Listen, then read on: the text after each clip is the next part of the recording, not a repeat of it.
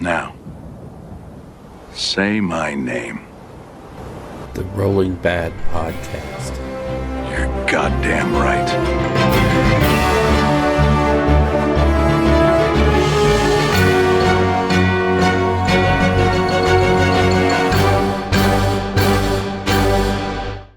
Coming to you almost live from the clutches of the Everwinter in Rio Rancho, New Mexico. It's the Rolling Bad Podcast, episode number 113. Wow, that's a lot. It is August 1st, and I'm your host, Lord, did it suddenly get cold in here? Bill Costello, and with me today, all the way from the Great Gutford is... Joshua, give me a bit of that red stuff, alt. Well, that was themey. Might be projecting what we're going to be talking about today. I don't know. What could that be? We'll find out later. Okay. So, yes, our lore section is going to be loreful. I didn't say awful, did I? No, I said loreful. Yeah. I mean, that's the subtext, right? Yeah. Okay, so we have a show, and it's going to be weird. Patreons are going to get it really kind of early because I'm heading out on vacation early this week, so I have to get this thing edited and done and ready for Sunday drop, like by tomorrow. So, and when I release it, I'm just going to release it to the patrons, so they'll have it like a week early or, 6 days early or something. So if you're hearing this, thank you for being a Patreon. Yes, exactly. You are first among equals. So, and we really do appreciate you, especially our 2 new Patreon members who I have not contacted yet and therefore will not name names because that's wrong. In our intro today, kind of want to cover something that is happening at GW stores. So kind of apologize if you're not near a GW store, but if you are, they have a new system. Like last year they had, or 18 months ago or so, they had that build, paint, play competition where you could fill out that little card, and as you built things and painted things and then played games, they would give you stuff. Well, they have revamped that program into what they're now calling Battle Honors, and it's beefier. It really is. It really is. Like when I first started playing, it was the card collection thing. Yeah. Where, you bought the starter set, so you get this card. And so it was like sort of a, can you collect them all? Felt a little Pokemon-y. And you got the booklet to put the cards in. And I think I still have one of the I have mine up there, yeah. I think I still have one of the cards in my wallet. Didn't quite make it into the booklet.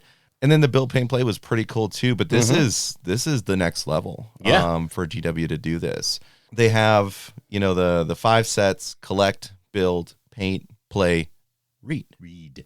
And this is to try and get someone fully immersed in the hobby, and it's only for new hobbyists, which is significant because there are some rewards in here that if you clear all the different steps, you come out with some swag. If you do all 30 tasks in there, And we were talking about this just before the show. I think it's really great that they're doing something aimed at the new folks. Because, let's face it, there's a lot of items, collector items and stuff out there that are just loaded with, call it geek cred, if you will. Where if you've been in the hobby long enough, you have the cool paintbrush cases, and you might have, the different swag that was given out at different points. And a new player coming in is like, oh, well, how can I get one of those? And you're like, oh, well, that was something in 2008 and you can't have it. Well, now here's something that new players can get into. And we're talking figure cases and dice and bookmark, a bookmark, a dice tray, a themed dice tray. There's good stuff. Oh, yeah. Everything that tool-wise a new hobbyist would want to obtain. And this is one way, if they don't have the money to go out and do it, they're able to just get it going from go. 30 steps through it, so 30 activities to complete. Yep. It starts with collect, moves into build, then paint, then play, then read. I'm assuming, of course, you can sort of jump around. Oh, yeah, I'm sure. Because, of course, you're going to want to play your minis as quickly as possible. Yep. That way you can have some fun with them. The reward at the end's pretty snazzy. It's nice. That's how much were they charging for those figure cases? What, like $30, $40? Yeah, it was north of 40, I think. Yeah. So you start out, you get like this nice little booklet where you can put all of your cards, from like your, we'll call them data sheets, but we're not playing 40K, are we? But you know, the cards that have all War of your scroll cards, War yeah. scroll cards. There you go. Thank you, Bill. Then you get a bit spin. That's really handy. Yeah, I mean, super. what are you doing with all this extra stuff on Sprue? Yeah. I have piles that are still, you know, going through and clipping and recycling and Don't we all? Yeah. But this would have been nice from Go. The tool case that has like where you can put your brushes, or if you want to take your crafting materials, your hobby materials in there too. You get some dice, and is that a dice tray? Yeah, there's a dice tray in there. Yeah. Yep. Very nice. And then does it go to a bookmark next? Yep, for the read section, you get a bookmark. Go figure. And then once you complete it, you get the miniature carrying case. You know, it's good for like a small army. Yep. And you also get a certificate. So these are all things that I know that there's a few players over at the shop who have been around for a couple of years and see all this, and they're like, what do you mean I can't get this? Yeah. Oh, Yeah, the salt is real. I think, you know, people within the last year or so, you know, getting started should qualify. It's the people that have been in it for 10, 15, 20 years that are like, oh, I really want to get that case. I really want to get. No, go away. You have 40 of those. Yeah. I mean, I want one. Yeah. But this is not aimed at me. And what's cool is the tasks that they want you to achieve. It's really it's things you're going to do anyway as a new hobbyist. If you're bitten by the bug, you're going to determine what to collect. You're going to pick your Lord of Battle. Every collection needs a heroic or despicable character to lead into battle. Boom. Choose a character to command your collection. Boom. So you need heroes. You need independent characters. You're going to do it anyway. You might as well get credit for it. Yeah. And that's awesome. And then when you get to the hobby stuff, hey, build it, put it together. There's one in here, build it your own way. Do a quick conversion. It's not like, oh, you have to saw off all the arms and change it to Gene Stealer arms. No, just do something that makes it different.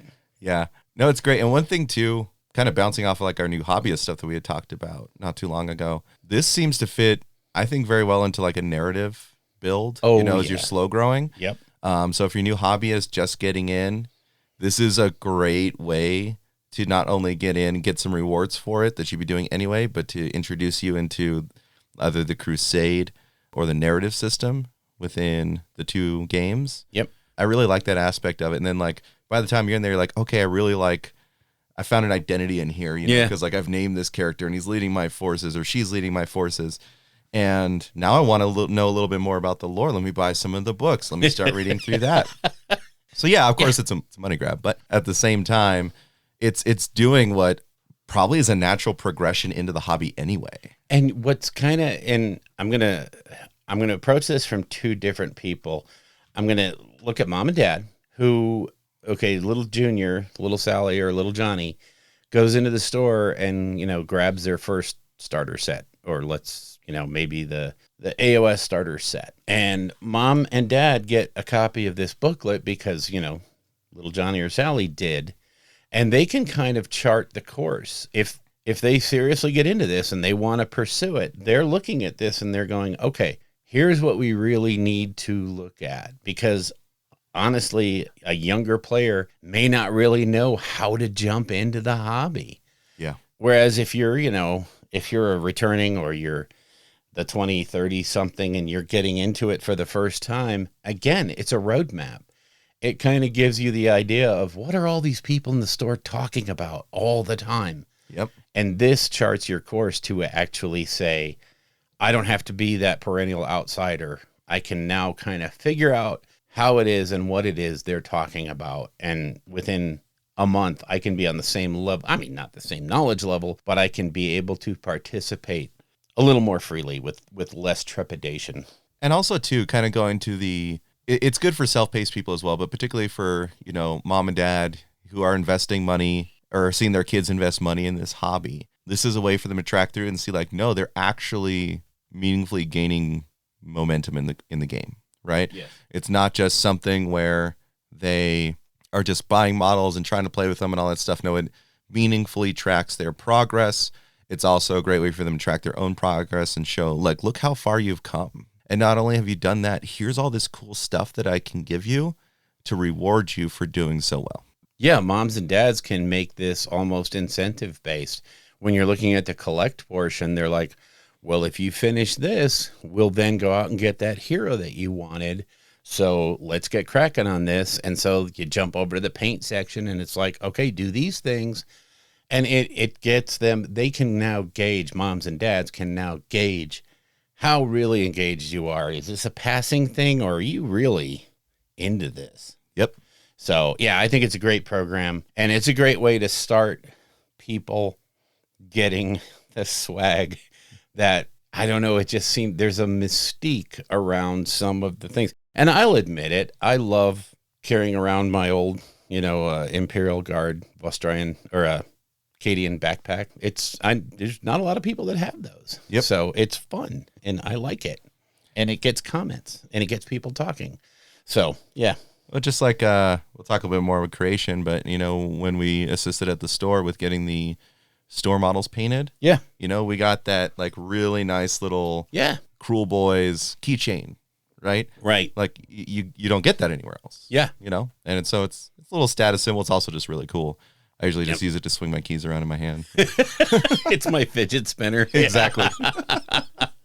Yep, exactly. So enough about Battle Honors. I think it's a really cool thing. I think it's really great that GW as a whole is literally putting this stuff out there for people to grab. Yes, it made an imperceptible dent in the bottom line, but it's just a cool effort to do to bring new people in and to give them, to chart them a course. So let's get into New Dawn. There's stuff. Yeah, some things came out this week. There's a couple of items hit the store shelves, like the 3 starter boxes for AOS. Oh, cool. Oh yeah.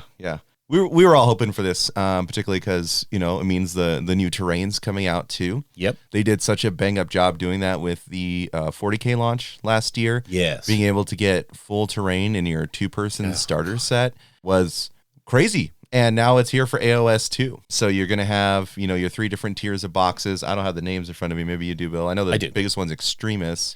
The Extremis starter set, comes with the terrain, the battle map, and a bunch of figs. I mean, it's $165. It's slightly less than Dominion. Okay, it's $35 less than Dominion. But you get the terrain and you get the battle board. You're obviously not getting all the models. It's a selection from Dominion. But it's a great way to jump in and have something to play on and with at the same time. Plus the cool rule book. Thank you, GW. I wanted that small rule book, and I got it. The mat itself is actually a rollout mat, isn't it? It's not the it's the fold out boards. Is it the fold out boards? Okay, I believe so. Yeah, I will check, but it's not a neoprene. It's the cardboard. And it's not, for a full-size game, obviously it's not big enough. I think you need 2 of them in order to get there, but... Right, it's a 30 by 22, so if you also buy the Realmscape expansion, you have the small board, 30 by 44, so you can play the smaller games. Mm-hmm. Then you'd have to double up, again, to get a full, oh my God, board. But, yeah. I mean... for just starting, it's fantastic. Exactly. This is to get you going, get you on the path. And then you'll discover neoprene gaming mats and you'll be like, oh, I'm never going back. Reminds me back in the day when they made those 2, the city mat and the corn mat, which were 4x4, which was a size they didn't use in any of their games. Yeah. I still dutifully bought them, but they came in a box, so they were folded. Oh my God. Just everything that you could possibly do wrong, they did. And I'm just like, guys, seriously. But, I also understand their point. There is such a third-party market for the gaming mats that what's the point of trying to get into that market and try to dominate it? It won't work. So I had to laugh. And then the next set up, you have also the Harbinger starter set, which is priced at $99. So it gets you an even more limited selection of models. The only terrain is the actual box itself. When you open the outside box, you pull out the inside box and it becomes like a big cardboard terrain piece. But again, it's enough to get you going and it blocks line of sight because it's cardboard. But, it has the core rule book. It has the Harbinger edition pamphlet, which is kind of like the one that came in Dominion. Yeah. It's got the little quickie rule sheet and the War Scroll cards for what comes in your what comes in the box. It's a great little jumping in point. But the best, of course, jumping in point is the $50, which I would have thought this was going to be between 60 and 85, and it's actually only 50. It's only a few models, but it's also, I believe this one has the paper map, not cardboard. I'm not sure. Don't quote me on that. But again, the box is terrain. It's a piece of terrain. You get the core rule book. So it's a great way to get started, go figure, for the kids, for anybody. And it's two sides. You get Kroll Boys, you get Stormcast. So you've got something to work with. All of them, I mean, it's just, this is exactly what we expected them to do. Yep. And I'm glad they did. Oh, yeah. Definitely getting folks into the hobby is great. Giving them the modular options in terms of how big or expansive they want it to be, right, at Go. Yep. And they can kind of build on each other. And, $50 is an amazing price point for just a quick little get started. Is this something I like, situation. But of course, there's always demo games and stuff like that to see if you want to invest more money. Yeah. It's limited. Mom and dad don't necessarily want to invest too much money. You know what? Here's $50 plus tax. Yes. Let's see if you actually want to put these things together. And if you like them, and if you do, then hey, we've got the other boxes to expand to. And little Johnny or little Sally, if you like those, we can also pick up the new Warhammer Age of Sigmar paint and tool set, which actually for $45, you get the mold line remover, you get a starter brush, you get the rail nippers. Going back to my model railroading. Whoa, you get the sprue nippers, which are okay. I mean, they'll do, and you get like 13 pots of paint. Yep. $45, that's not bad. No. I mean, that to me is something that I may just go pick up for a traveling hobby set, but just grab, you're getting the paints cheap. And not a bad selection of paints either. No. And if you want to get deeper into it, they have the Stormcast Eternal Vindictors and paint set, which just comes with 2 Vindictors, a paintbrush, and Stormcast themed paints. They also have the Gut Rippers paint set, which gives you 3 Gut Rippers. Again, 6 paints, a brush. And those are $35. Not bad. Those are great little starts for if you're really new. These are great engine. And again, if you need those paints, it's a phenomenal deal. Yep. Love those 3 starter sets. The last of the splash releases for AOS was the Extremis Edition Realmscape expansion set, which, like I said, adds that next board so that you can play the mid-size, the 1,000-point games on it. But the terrain that comes in this box is not a duplicate of what comes in the Extremis set. This is truly an expansion to that set. Yep. So you don't have to worry about, well, now I've got 3 of the same pieces of terrain. Yay. It's not like, getting 3 sets of pipes in 40K, Yeah. You're like, exactly. I don't think there'd be enough or that many pipes above ground in this sector, but I guess but there is. I guess we have pipes. There is, yeah. Also, did we talk about the pre-orders for the convention minis last time? No, I don't think so. Okay. End of the convention season comes up. Obviously, we had so many conventions to attend this year, so many opportunities to get these models, like none. Mm-hmm.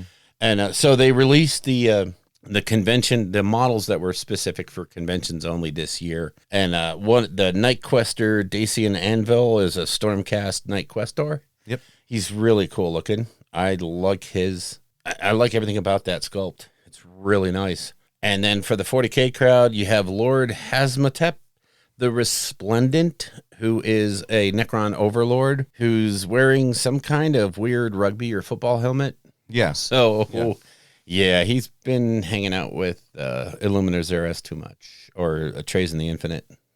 One of those collectors. But they're very cool models. And I believe this is the weekend they stopped pre-ordering today, right? So as you're hearing this, you can no longer order them. It's August 1st, right? Yes, August 1st today. So, yeah, you had your chance. And you failed. Finish him. Oh, no, that was supposed to be fatality. There you go.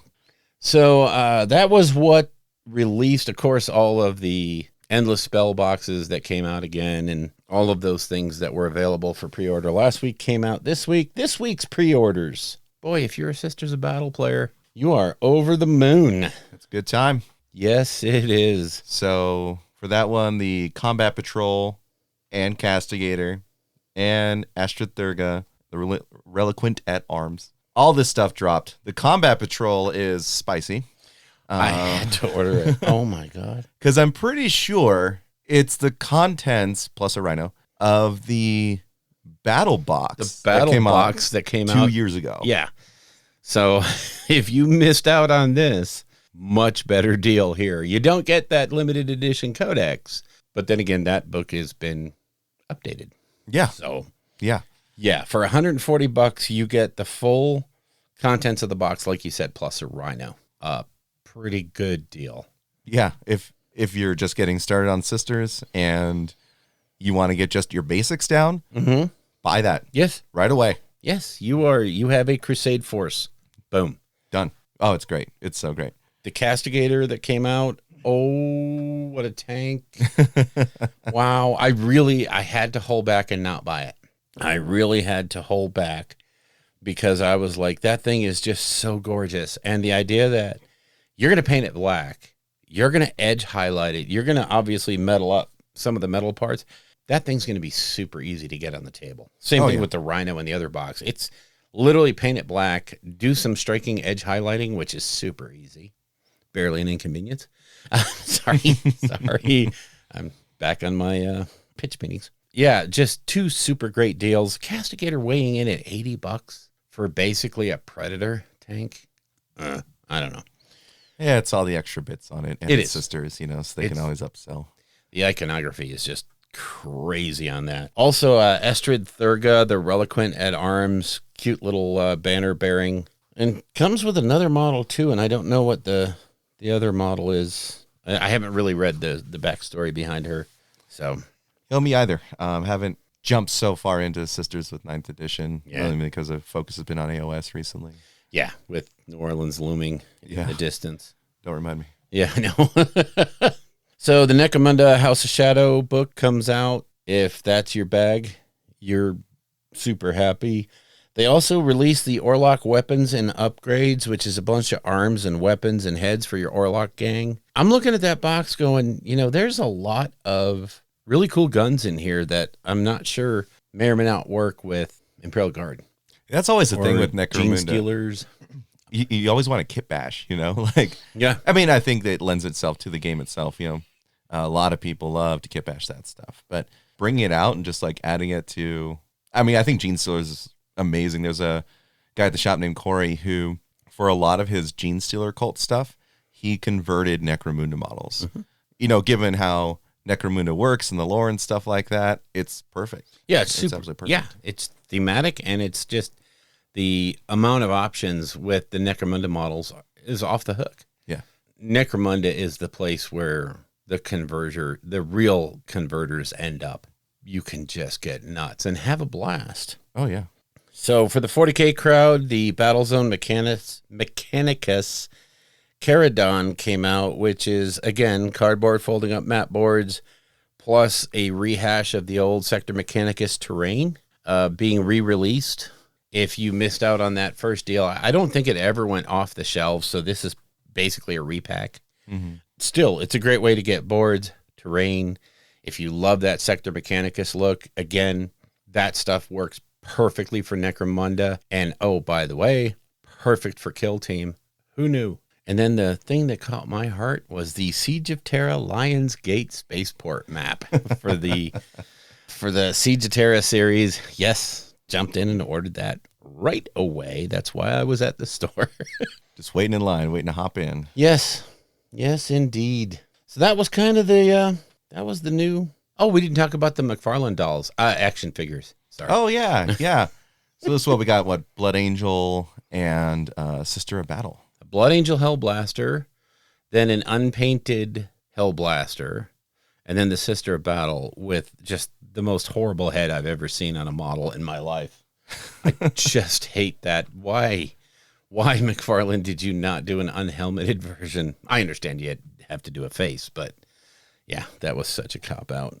But and of course, the unpainted versions of those came out side by side. The Hellblaster figure does not have the Blood Angels iconography. It has just regular Primaris Marine. So if you're not down with the idea of Blood Angels, you can still get a Hellblaster and paint them up your way. Yeah, some people don't like to play corns, so they definitely want to paint it their own way. Wow. Wow. That hurt. That's it for New Dawn, isn't it? I think so. Wow. Are we going to roll right into creation? I think so. Geez, look at us go. Creation. Last couple of weeks, we're building up to my vacation that I'm on now. And so I ended up driving down to White Sands Missile Range twice this week. So yeah, I got 0 done until Friday when I literally spent 8 hours at the shop painting the store terrain for the for the new terrain for the store. And man, that was fun. I got to say, that was fun to just sit in the store for like the entire shift that he was opened for and just basically hang out and paint and talk to everybody that came through, and probably got 3 hours worth of painting done in 8 hours. So yeah, it was a great day. Sounds about normal. Yeah, it was a great day. Just great day. I mean, kicking off for vacation, just taking a second to just be in one spot, given that you do travel quite a bit, to just be in one place and do something that you love doing, being around people that love the same things you do. No, it's a great spot to be in. I could see why it was just so enjoyable. And the terrain's interesting. Yeah, it's really nice. It's super, super simple to paint. I mean, it's store terrain. So we were doing the GW approved Nick Baton, make it look like this. You're not going to invent anything. And the idea behind that terrain was to only use the paints that come in the starter paint set. Yep. So the wood was Rhinox hide. The rope was Steel Legion drab. Mm-hmm. The white was Corax white. The gold was Retributor armor. The wash was Agrax Earthshade. Oh my God. Yeah, thick. So yeah, you don't have a lot of chance to express creativity. However, the idea is the stores need to look like what they put out to the public. Yeah. So that's fine. No big deal. It was fun. It was a blast. I have to say, if you want just a really quick paint scheme for that terrain, it looks great. Yeah. You can go however you want to, of course, but it looks good. I can't fault them for having just a basic paint scheme that you can do with the basic stuff, since it's for new hobbyists too. That's right. Right? Yeah.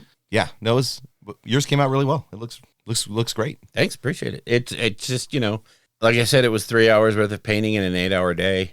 And honestly, if you build that stuff, you spray it Corax white, you are 80% done. Yeah. Well, 75. So yeah, after that, and it won't take you 8 hours at home. It'll take you a couple hours when you're not sitting there jacking your jaw with all the customers that come in. And there were a lot of people, and this was the idea of the Hobby Champions: sit there in the store, paint the terrain in the store. So when people come in and they walk around and they go, "Oh, what's that?" Well, it's the new terrain from the Getting Started set that goes on sale tomorrow. Oh, that's cool looking. Hey, yeah, I could use that for this, and hey, that would actually work in my D&D game. Well, you'll be able to pick it up tomorrow. I felt like a little mini salesman. But honestly, that was my entire creation. I didn't touch my Stormcast army, which I will seriously be hitting in the next couple of weeks. I can imagine that time off, you'll be able to go ham on it. A little hammy. There's a couple of other things I need to get done. And of course, the wife and I are going out on a cross-country drive for fun. I only have, 3 or 4 days actually off. I'm going to make the best of them. No doubt. Yep. What'd you do? Creation. So creation-wise, I was surprisingly lucky, able to get a Snag-a-Box. Yes, last second. Awesome. It means a lot, because my wife has orcs, and I also play them too in 40K. And I was interested in converting, some of those squig hogs into gore gruntas, until I found out that they are nowhere near the size. Quite a bit smaller than you expected. Yeah. Yeah, definitely. Like the knob on his squig. Yeah, that one, the smash a squig. Yeah, that one would be the appropriate size. Yeah, but that's it. Yeah, and the Snag-a-Boys, the Beast Snag-a-Boys look great. I think they're going to be fantastic. I mean, if you're playing power like in a narrative, same power as regular boys. Now, they're more restrictive in what they can be armed with. Yes. Because the leader's always armed with, the claw and the slugga. You can have 1 thump gun for every 10. I thought that was a waste. Yeah, I mean, we were talking about that yesterday. Yeah. You're going to get stuck in anyway. Yeah. Might as well just give them. They're meant to go in and fight things. And might as well just have a slugga and a choppa. especially since Chapas are -1 AP now. Oh my God. Love it. Love it. Yesterday, I put together a Skaven Blood Bowl team. Yes, you did. Yeah. That was, I wasn't sure if I was going to get Storm Fiends, so I thought it'd be really fun to take the Blood Bowl team and turn them into not Storm Fiends, Storm Vermin. Storm Vermin. Yeah, so I turned them into my Storm Vermin, but then Storm Vermin came back in stock, so I got the traditional models for that. So I'll just use it for Blood Bowl. Absolutely great kit. Every model is only 3 pieces. Yeah. Aside from slotting on the base. Yeah. And it's just easy to put together. It's therapeutic. It's just like this goes here, just nice and neat. I really enjoyed putting that kit together. I haven't been painting too much. I did post on the Discord my work on my Verminlord Deceiver. So that's in the works. Need to figure out how exactly I'm going to hit the base on that. That's about it for me too. I did pick up, because I noticed yesterday, a lot of orc stuff. Looks like it's offline right now, probably because it's going to be reboxed. I was like, oh man, this creates artificial scarcity. And I know people are like, oh my God, these models must be amazing now. And I needed more Mega Knobs, and I was like, I'm not gonna try and fight people for Mega Knobs for 2 weeks. Yeah. I bought the last box of Mega Knobs that was there. Plus, I'm gonna use some of their pieces to kit bash a Auric Mega Boss from AOS into the War Boss in Mega Armor, if not the Beast Boss. Yeah. I haven't decided quite yet, but the Beast Boss is pretty much the same sculpt. I mean, if we're honest with ourselves, it's the same sculpt almost. Yep. So I could be able to use him in the game. I think it'd be great. So that's my hobby. Not much painting going on. It was a crazy busy week for me too. I mean, I was pulling major shifts, just trying to get ready for all the trials coming up that we have. Yeah. So. Just like you said last time, getting back to in-person trials. Now we've gone back to, at least in New Mexico, we've gone back to masks in federal and state buildings. We are getting hit by the Delta variant.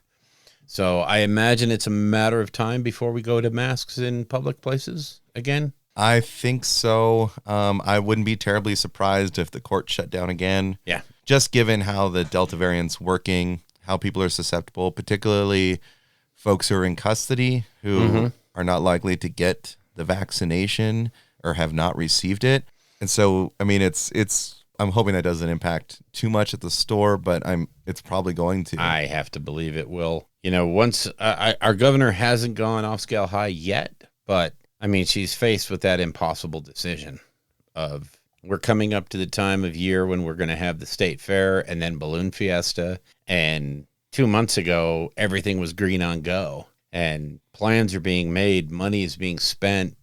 Crazy amount of planning is done. And now we're going to hit right in the middle of this. And do you honestly want to see a state fair at this point in time?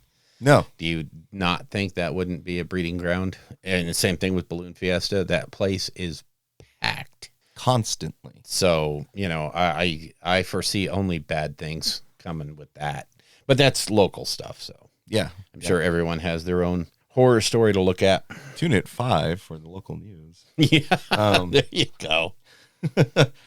Yes, I mean, that creation was pretty small. Yeah. You know what, Bill? I think moving to battle here is important because you got your first game in with your Stormcast. I did. And right after the break, we're going to cover that. This is where we hold them! This is where we fight! This is where they die! Yes, so if that didn't tell you we're going to talk about battles, I don't know what will. I can't do any more. So we threw down, you and I. We did. Did not go well for the Stormcast. To be honest, at 600 points, and my list is my fault, and I completely freely admit that, because I'm trying to just make sure that I'm not doubling my effort by building a Path to Glory list that's separate from my army I'm going to take to New Orleans. So I was limited in my choice of units and kind of denied myself any real synergy that comes with Stormcast. So I took 3 Annihilators because I wanted to see how they worked on the table. I took my leader was a Lord Arcanum on foot, which was a bad choice we'll get to later. And then I took my 5 Liberators because they're cheap and they were fun to paint. And I took 5 Vindictors. Yeah. Because they're there and they have a 2-inch reach. And you brought snakes. Yeah, it was Oops All Snakes. On my side, I had. I think I talked about the list last time, but it's 10 blood sisters, 5 blood stalkers, and a blood rack Medusa on foot, which is just under 600 points. Yeah, it's a crappy list. I don't know how you do well with that. Oh wait, no, that's actually an amazing list. So yeah, we played the initial store scenario, which was no objectives, table quarters, controlling table quarters. We did random terrain, but no battle tactics and no strategy. So super simple game. I ended up winning the roll-off. Did I win the roll-off? You did. I did. And I decided to go first, simply looking at your setup, which you basically put everything in a big diamond or triangle, knowing that I was going to drop in some annihilators, right?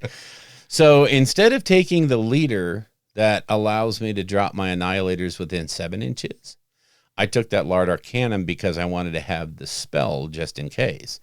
Because Chain Lightning would have worked really well at that point. However, I neglected to think how quickly they were going to move up into my face. So, and by the time they did, and let's be real here, I was rolling pretty bad for spells. I think we both were. I don't think we got a single spell off that entire game. We got a spell off. Yeah. So Annihilator turn, I kept the Annihilators and I kept the Vindictors up in the Cosmic Realm, and deployed just the Libbies and the Lord. Sort of boxed myself in with my setup and didn't really think about the table quarters, which I could have actually copped 2 of them, but neglected to do so because I was scared that I would get surrounded, which I ended up doing, but not. Anyway, moved up at the end of the movement phase, dropped the Annihilators in at 9 inches, which because you were in a diamond, saved all but 1 unit. Whereas if I'd had the 7-inch drop, I would have gotten everybody and did a couple of wounds on the drop, I think. Yeah. I'm trying to think how many you did. No, you did 1 mortal wound to 1 snake because my Hagnar saved me. Right. And the Vindictors you're about to talk to come in and do some work. Yeah. The biggest thing there was, and I'll say this, if you're going to play small games and you're going to bring Annihilators, bring that knight that allows them. I cannot think of his name at the moment. I apologize. But you got to have him to make that 7 inches. Yep. Number 1, to make your drop count. And number 2, they have a 4-inch move. These are not quick people. No. So you got to get him in there. And that was my big mistake, because basically what I ended up doing was I was able to drop the Vindictors in just 9 inches away, rolled the charge and got an 11, which I would have paid money for on the Annihilators. Yep. But instead I got it on the Vindictors. But I mean, they were able to go in and do some face wrecking. And then it just turned into, wow, those sisters, I rolled 11 dice. You rolled what, 26? Yeah, something like that. So yeah, they got annihilated. Yeah, blew them off the board. That's when we both forgot your Thunderstrike ability. Blowing up, yes. Yeah. So that was a bad on us. And I had my AOS reminder sheet printed out. I'm supposed to be somewhat better than that, but yeah, it totally skipped my mind too. I'm so used to playing Stormcast without the explosion that it's something that we definitely need to monitor more closely. Yeah, for future testing and stuff. I want a rematch, by the way.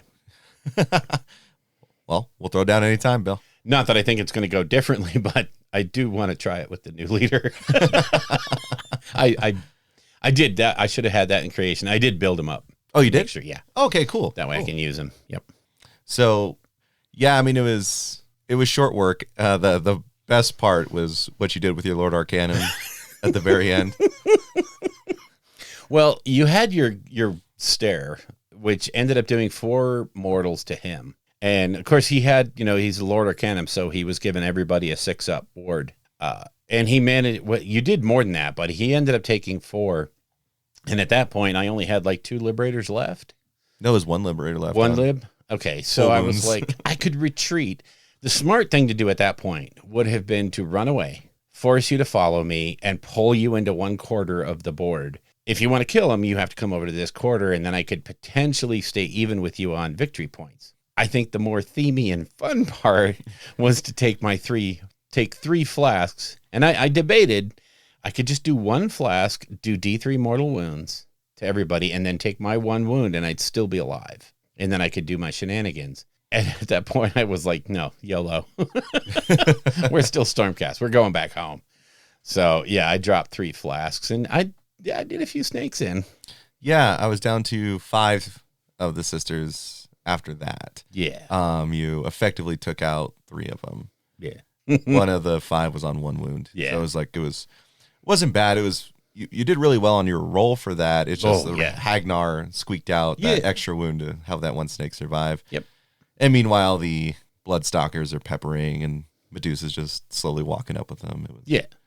And the thing to remember when you drop those flasks is it's every unit. You can't say it's not enemy units. So my last Liberator also died in that exchange. And of course, the Arcanum himself, he takes, for every flask, they take 1 mortal wound. So yeah, he couldn't survive the 3. So that was effectively the end of it. At that point, all I had was the Annihilators trudging along at 4 inches. On the first turn, I did not run them, but I did move them, and you were able to redeploy.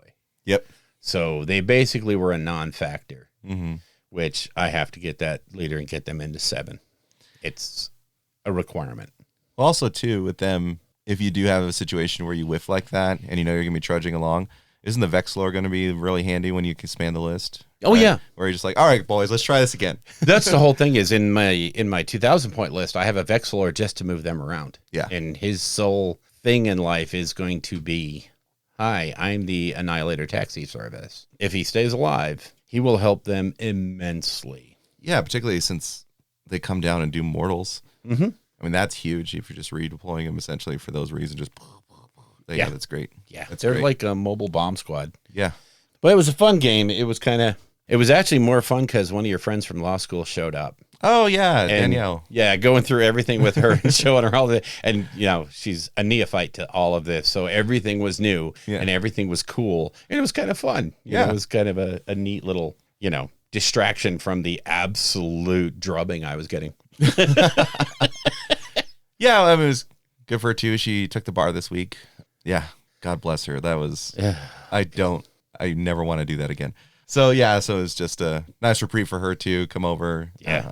Super friendly with everyone. Yep. And she had a fun time watching. So Good. Shows that anyone who has no idea what's going on could still enjoy this just by watching. Yeah, exactly. It's just you can have fun and you can introduce people to this sort of thing, and who knows, it'll take root. And if it does it in 1 in 5, we've just lined GW's pockets. So that was our game. Now you have a Cursed City update. I do. It's not an update. We fought the Vargskir last week. Did you really fight it though? We did. I mean, we came out of it better than your group did. Yeah, just a little. So it was, I don't know what kind of luck the dice gods were with us that day. So we go in, and just to remind everyone of our setup, I play Amalda, my wife is Yeltsin Darek, Eric is playing Octrin, and then Castillo plays Gladio. Yeah. And so we go into the Vargskir's lair. And so really quickly, we have to develop a tactic here. It's like we have to try and essentially loot these 4 different locations. But we know that every time we loot it, Vargskir is going to show up. He's going to pop. And he's going to attack whoever's doing it. Yep. He gets a single activation, but he attacks whoever's doing it. And so we have to think like, oh, do we want to stick together? Do we want to split apart? And how do we want to do this? So there's 2 sets that are relatively close together on sort of like the shorter ends of the board.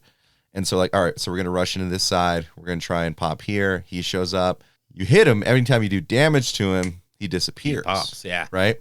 We developed the tactics. We're going to go this way. We're going to kind of push towards, the left first, get that one, see if we can take down some. We have to take down all of the, I think it was rat swarms that were there. Yeah. Yeah. So we hack through them pretty quick. Gladio is just the vermin killer. Like, he's the guy you kill. He's pest control. Yeah. And pest control.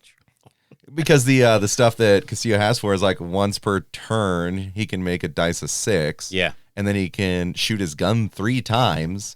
It's and ridiculous, yeah. Everyone but me was inspired going into it. Oh. And so that's how he could fire 3 instead of just 2. But he comes in and just pistoliers him down. Yeah, Octron stares one of them down, then moves over and activates. Vargskir shows up, hit him once, he disappears. And then his activation comes up and he actually appears in the same room. Yeah. It's random which room he appears in, but appears in that room. Poor him. He howls. At this point, Amalda is killed enough to get inspired. And so she's the only one that doesn't get stunned because she's stun-proof when she's inspired. Yeah. So then it's like, get back up. And then there was a blunder where we thought some rules were wrong, so we had to sort of rewind a turn a little bit. But then anytime the Vargskir was showing up, Troy's controlling it. He whiffed on 4 attacks on the red dice. That's amazing. I mean, that's unheard of. It really is. The only one who took significant damage was Yeltsin. And see, Vargskir hit Yeltsin twice. The first time, Yeltsin was able to crit save against a crit, so he reduced the damage to 1. The second time, he got a success, so he only reduced the damage by 1, but got hit with 4 damage. So he had like 2 Grievous and 1 wound marker. Ouch. And then at the very end, finished him off with the stake. It was so great. Right? I was like, holy crap. Vargskir, we had 4 turns before nightfall. We beat it on the 3rd turn because we kept triggering it and being ready for all of our triggers, and also being supremely lucky that it didn't just, show up and murder someone. Yeah. And then the rest of the game was essentially helping Yeltsin get back to the blimp. Took us a couple hours, but I don't know if it was strategy. Obviously, it was luck to a degree. To not hit 4 times on red dice is almost. If I was playing and I whiffed on red dice like that, I'd be like, screw this, I quit. I mean, those are almost guaranteed hit dice. It's what, 67%. Yeah, on that die to hit, to at least hit, and even more often than not, you're going to crit, and to have that. That was my experience. My second game with Amalda, because she hits with a red dice for her sword. Yeah. I whiffed probably about 4 or 5 times. Like, it got to the point where it's like, I'm just going to walk around and collect items. Like, I'm just apparently not doing anything, Like, I was about to flip the table, but I just I have other uses. I had a game like that, where when I was uninspired, I could hit anything, and they were starting to call me the machine gun, because I was just flinging arrows and just killing everything we saw. I got inspired, and I couldn't hit the broadside of a barn from that point on. I was like, is there a mechanic to uninspire? I mean, wow, it was horrible. And yeah, I just literally went around and collected treasure. So, which I couldn't keep because I can't carry enough. Had to give it to the dwarf because he can carry everything. Yeah. When he's inspired, he can carry 3? Yeah, whole saddlebags. Yeah, I mean he's amazing. He's our llama. Yeah, good times. In battle, a weirdly appropriate place for this. We're going to talk about 2 things. We're going to talk a little bit about Blizzard, which is just funny and anecdotal, but we're also going to talk about the IP stuff. Yeah. If you want to hear a lot more about the IP and the animation and the changes to GW's IP rules, we're going to go into that deep in the After Dark segment. In fact, that's what most of the After Dark will be. But as far as the Blizzard thing goes, you've been talking about playing WoW Classic. Yeah. And just, a couple of days ago, I got home from White Sands and I was like, I want to do something. And I had this email in my inbox that said, hey, dude, I won't say what my gamer tag is because it's bad. It's so immature. But, well, it's WTF, over. So if you ever want to hit me up on, World of Warcraft, it's WTF, over. So I decided, what the hell, I'm going to fire up World of Warcraft. And I jump into the game and I'm like, oh, this is completely changed and different and new and weird. And I was like, all right, whatever. I'm just going to make a new character because I didn't want to grab my 50 Warlock and just start screwing everything up. Mm-hmm. So I figured I'd start a brand new Warlock and get the mechanics back down. And the new mechanic now, you go to this starting place and you're like level 10 in 5 minutes. And it's like, whoa, this is amazing. In the group chat, I'm hearing all this stuff about, man, it's so empty and then I saw this thing where, this one guy made this comment, well, all the woke people have left. And I'm like, what is going on? You know, is Warcraft really that dead? Has it really dived down that much? I logged off and the BattleNet thing comes up and there's this letter from Blizzard. And they're like, the last few days have been really hard for us. And we're, trying real hard to do better and blah, blah.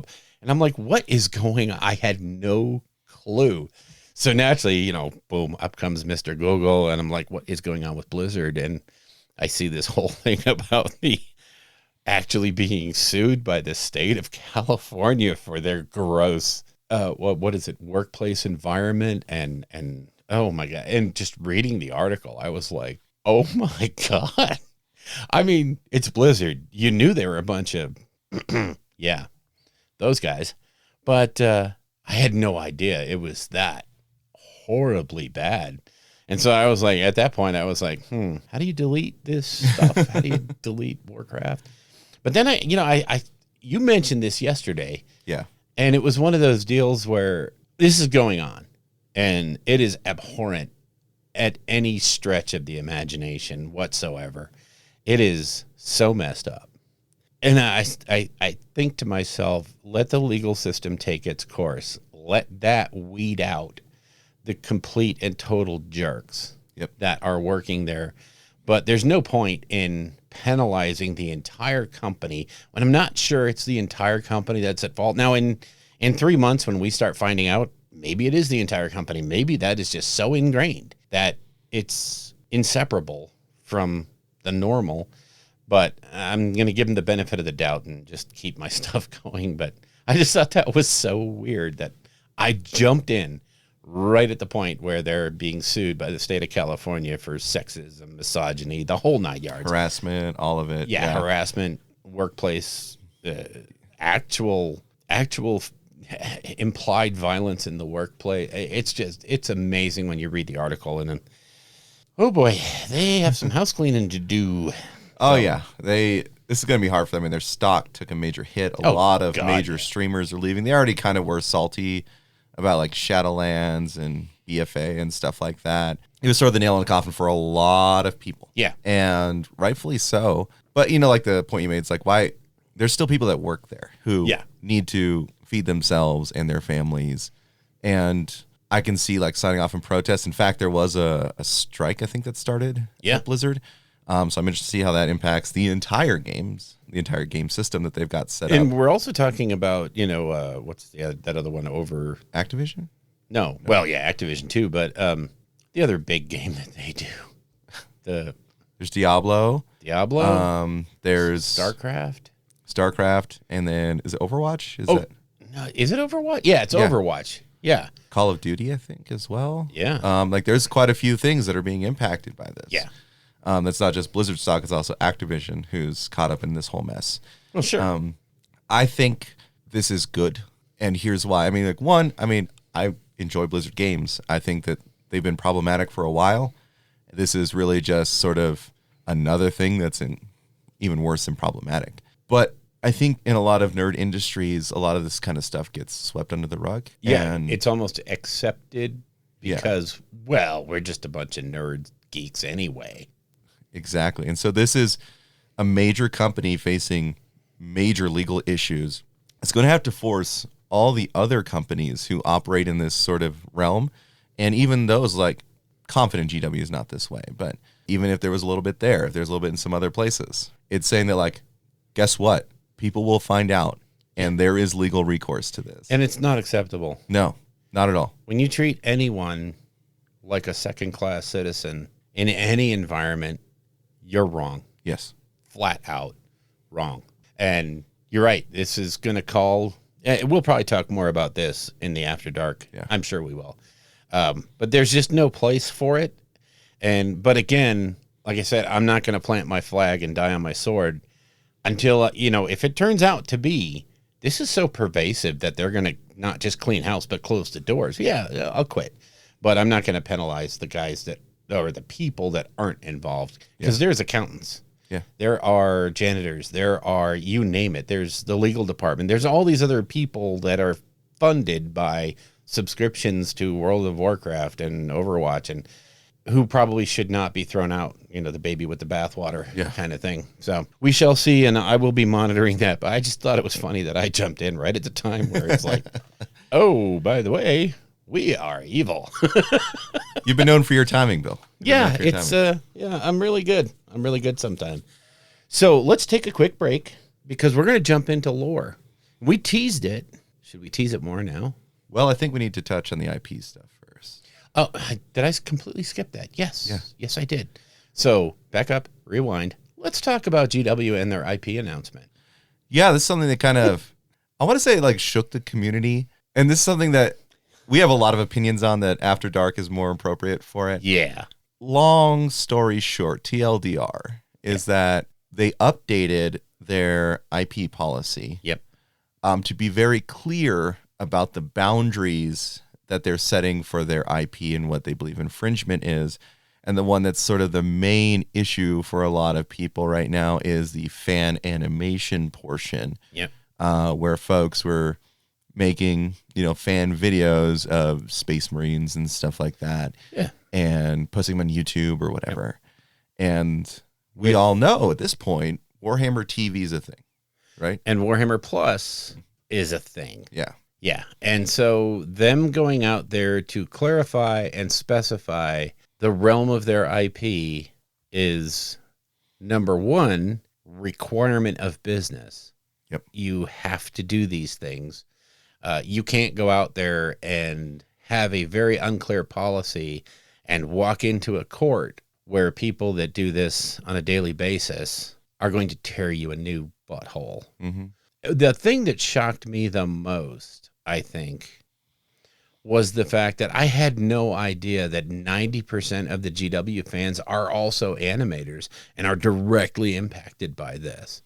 Well, they're not also animators, as Tabletop Inquirer informed us. Approximately 83% of 40K players are also IP lawyers. Yes, they are. Oh, my God. And just the thing that got me the most was reading these threads from people who are, and I'm not going to name any names, but who have some sort of standing in the communities. And they put out their opinion, which in the very next 400 Reddit posts and Facebook posts, and you name it, wherever it's at, become the actual letter of the law. And, dude said this, so this is really what's happening. I joke about everyone's an animator now because so many people came out and said this directly influences me. And I'm like, no, it doesn't. You have never created anything that even approaches this sort of infringement that they're talking about.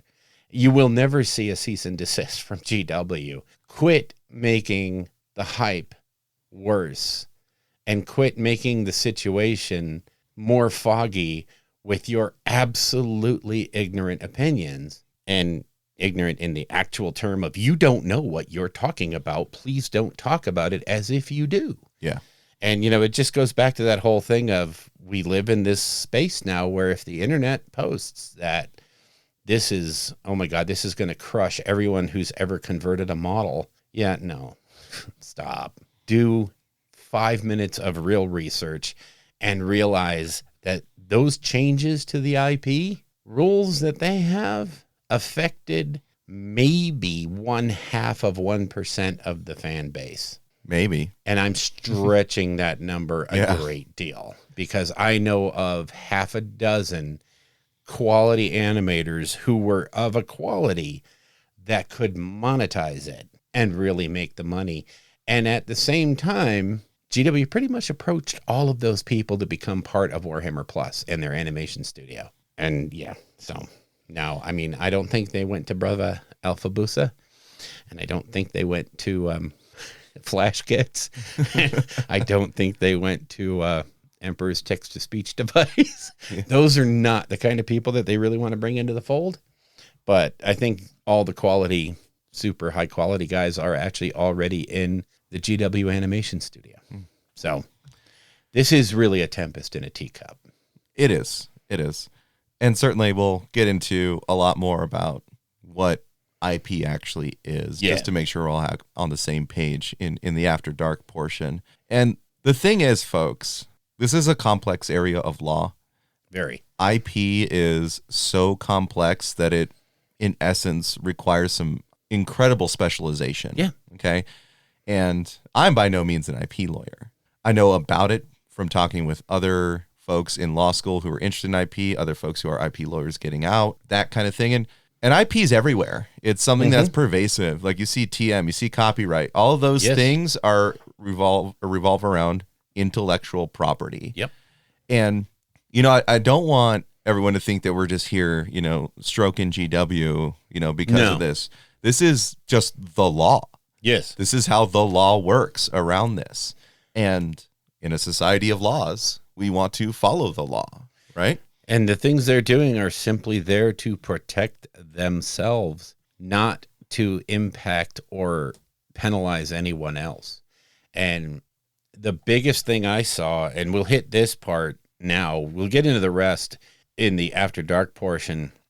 There's this huge misinterpretation of fair use. Yeah. People hear the term fair use and they're like, oh, well, I can use their stuff as long as it's just for my stuff and then I can sell it. No. Fair use is actually quite narrowly specified in the law and in the DCMA, the worldwide law, as to what fair use really is. And fair use comes down to criticism, review, reporting, and transformative work. People understand the whole idea, like I can name their products in a critique, in a published critique, or, you know, in this venue right here. Yeah. I can say the Stormcast Liberators are poop, and they can't come after me. I am reviewing their IP. I am not monetizing my take on their IP. Reviewing, again, I can review a battle tome without incurring the wrath of GW. Face it, folks, we have a free press. Reporting, of course, you know, I can report, hey, 500 Liberators were killed yesterday, without getting into a problem. Transformative works is where it gets a little gray. Because, and I had an actual person who was an IP lawyer and is now actually doing credit card fraud. But, you know, what the hell? Some of this stuff is different. But his whole take on transformative works is, he used this great example of the movie 2001, which in terms of history was the first movie that depicted realistic science-based space travel. Yeah. It did not mean that every realistic space travel movie that came from then on was an infringement of 2001's IP. It simply meant that you could not film a ship that looked exactly like the ship from 2001 and used all the same systems and had a computer named HAL in your work without infringing on their thing. But you can do space travel and realistic space travel. That's okay. Transformative works have to be actually transformative, not copied. So anyway, we'll jump into that deep in the After Dark section. So did we hit it enough, I think? I definitely think so. Okay, good. So we're going to move on to the lore, which I alluded to before, but now I'm serious about. Am I serious about it? Have we hit everything that we were going to do? So yeah, before we take a quick break, the lore is going to be meaty. You might even say fat and full of blubber. And I think y'all are hungry for it. Yeah, very nice. We'll be right back.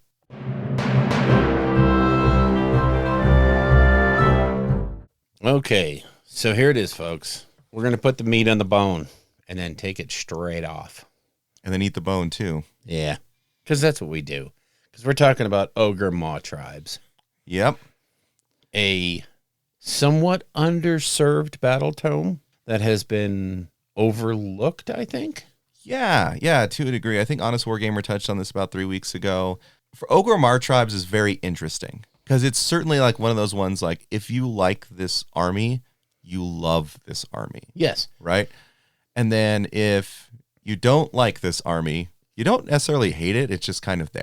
Right. It's one of those, I think you're right. You're into it 100%, or it's just one of those things that you know is around. Yeah. And you just don't really pay it much attention. And honestly, on the face of it, playing anything, any of the divisions within the Ogor Mawtribes book is an incredibly great army for starting out AOS. Yes. It has very few tricks. It is pretty much what you see is what you get. Yep. And what you get is going to just run across the table and try to eat you. There are shenanigans that they can do, but they are not based around some sort of trick. Their trick is get into combat and make it work. Yep. So, and of course, there's a lot of monsters in this army. So it kind of works with AOS 3.0 pretty well. You know? I hear that. I hear that. Yeah, I've heard monsters are a thing now. Allegedly, yes.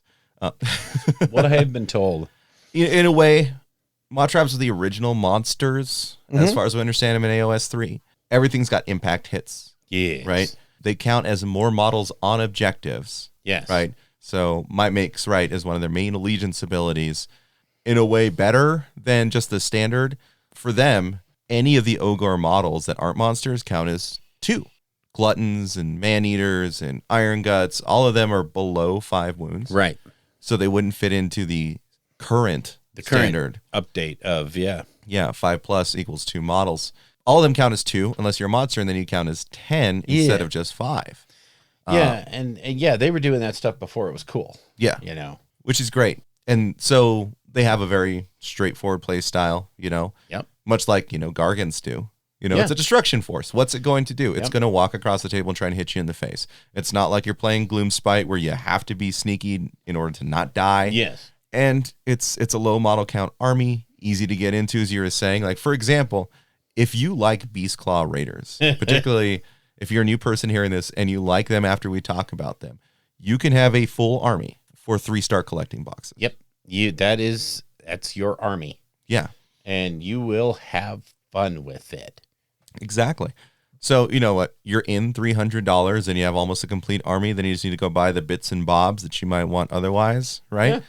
So, like Icebrow Hunters, Yetis, particularly if you're into BCR. Yeah. You'll be able to pull all those things in. You can have a full army for probably under $600.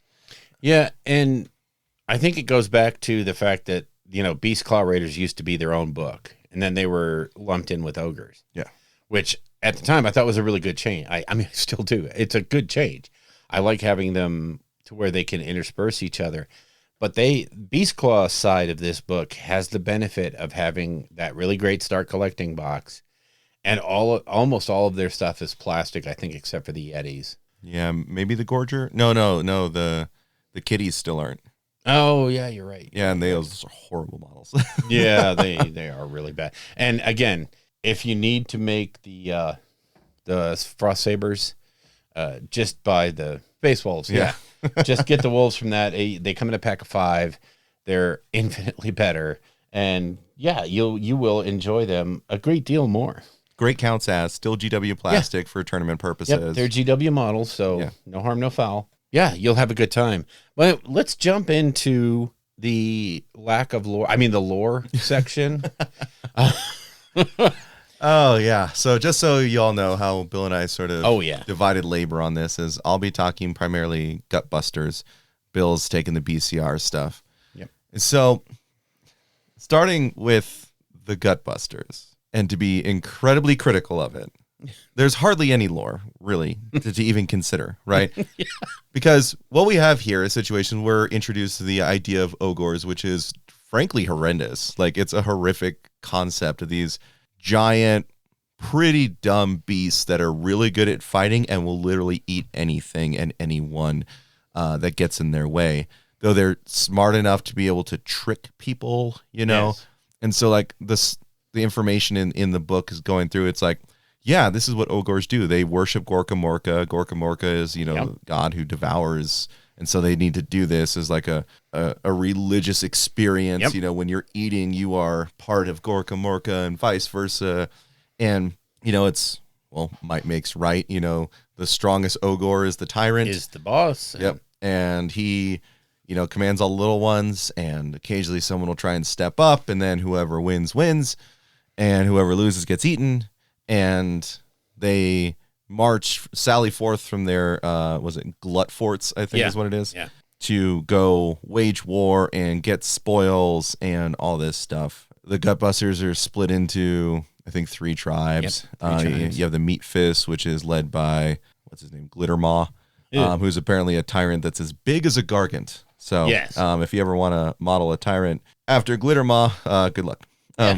Then you have the Blood Gullets. It's personally my favorite one in terms of the gameplay. Yeah, they are super good. Yeah, they're really fun. If you're into the butchers aspect and all that, that's where to go. And then the other one is the Underguts, which is referencing a Mawtribe from Ulgu. Yep. Who got real good with explosives and guns, and that's the Lead Belcher. They make Lead Belcher good. Yeah.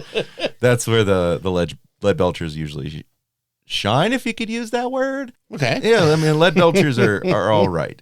Just all right. But the lore really is sort of, they eat a lot and they like blood and they like the drop of the red stuff. And the butchers are like the priests, not really priests, you know, but the prophets or the connection to their god.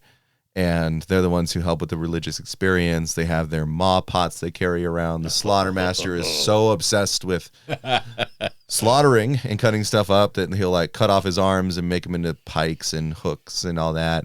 And he'll drag around his own maw pot to help feed the troops. And they're just, that's it, really. Yeah. There's no bells and whistles. There's no deep lore to them. It's just these horrific creatures walking around eating and killing. Yeah, the whole Ogre Mawtribes, they are the quintessential destruction. There is not a lot of planning, not a lot of thought. They follow the food, they find the food, they beat the crap out of the food, they eat the food and move on. And if that food's in a city, city's gone. If that food is out in the middle of the open plain, it's out there. They're very direct and they don't overthink it. Yeah. You know, this great hunger that afflicts them, right? Where they need to be constantly eating in order to try and sate it. And it never is truly sated. Yeah. You know, it doesn't make for like really interesting character development or anything like that. It's really just, they are hunger incarnate. Mm-hmm. And they just try and find a way to eat the things and not be eaten by things, and then to eat more things and get the things from the things they ate. Yes. So it's just endless cycle of eating and getting and eating and getting. And what's crazy is they actually, even though we're talking about how simplistic their lore is, they have folded their lore into their game mechanics and their rules really, really well. Yeah. So that as you're playing them, you get that same feeling of, this army plays like the lore read. So I think they capture it probably one of the best. Agreed. In all of the books, at least the destruction books. Yeah, I mean, like how it reads, like it propels you forward to get to the things in combat. So that way you're eating. The benefit is +2 move when you're hungry, and then +2 bravery when you're eating. So the book forces you to go forward. Yes. And, you know, I've heard this comment before, and I have made it before. You play ogres and Beastclaw if Iron Jaws is too complex. And Iron Jaws are pretty simple. Yeah. But honestly, if you want to play a fun game where you're not being bogged down by a bunch of decisions and analysis paralysis is creeping in, this is the perfect book to take an army out of, because the amount of tricks that you have are directly related to either moving into combat or doing combat. You don't have to sit there and go, okay, well, how am I going to use my teleports? How am I going to use all my crazy interactive spells? No. You charge forward, you hit stuff, and you hit it harder than they hit back. Yep. And so it's very, very simple. I will say one thing. The lore for the Beastclaw Raiders is, I think, of the two, far better, because they develop it more, and they have the old Beastclaw Raider book to draw from. And then in this new book, they sort of update it and kind of give you a little bit more meat on the bones, if you will. There's going to be a lot of meaty puns. But they actually, the beast claws they are driven by the Everwinter, and it's a kind of an interesting story, and they don't ever tell you what the Everwinter is and why it's there, but it totally gives the beast claw a reason to be nomadic and a reason to always be looking for something to attack.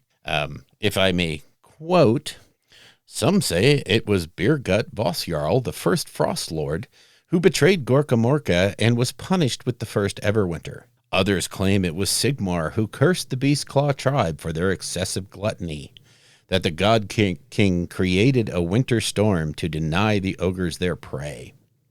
Others say the ogres opened the icefall vaults of Shyish, unleashing the dreaded winter gods from their prison Nagash had crafted for them. The tales claim that these fell creatures now follow the ogres still, granting their saviors the gift of endless cold. So they're literally not telling you what the Everwinter is. It's just driving the beast claws to always move.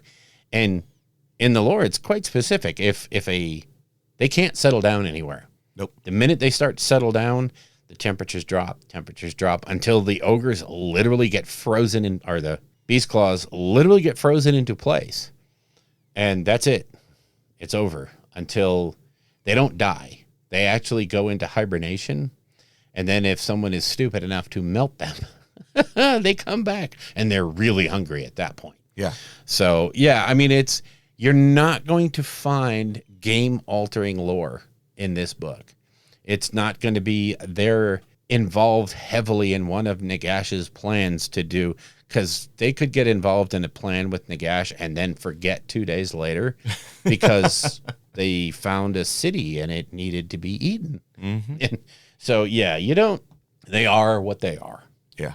I hate to say it is what it is. Mm-hmm. But in this case, they are what they are. And when you set them up on the table, it's real easy to figure out what they're going to do. They're going to smash forward and beat stuff up. Yeah. And, we talked a little bit back when we were looking at Facehammer Russ's tier list, how it feels like BCR in a way is a gatekeeping army. Yes.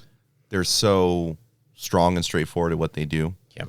Not so much Gutbusters, right? But BCR is there as like a gatekeeping army because they are such strong monsters. Now in 3.0, they're monster heroes. Oh, yeah. So, them getting stuck in, you got to learn how to deal with them if you want to get past them, right? Like, it's not one of those things where you can play them the first time and be like, I totally wiped the board with them, because they're going to hit hard in certain places. And you're like, I can't chew through this 3-up save, now 2-up save because of all-out defense or Mystic Shield, like, how the heck am I going to do this? And he's metal crunching me every turn. Like, there's a lot there. I think that, again, the lore is captured in how they play. Yes. Right? And in what they do, given the BCR has all that cold stuff going on. Yes. They are truly super thematic with their approach to the game. I believe this book needs an update. Mm-hmm, mm-hmm. But most of the books out there right now need a 3.0 update. Yeah. They have fact a lot of things in here to, make it correct with the system. But, as it stands right now, they have 3 wizards and 2 priests? One priest. So, yeah, I mean, they could use, and maybe they will, maybe they won't, but they could use a little more fleshing out in that department. Maybe adding those abilities to existing units, or maybe toss a couple of new ones.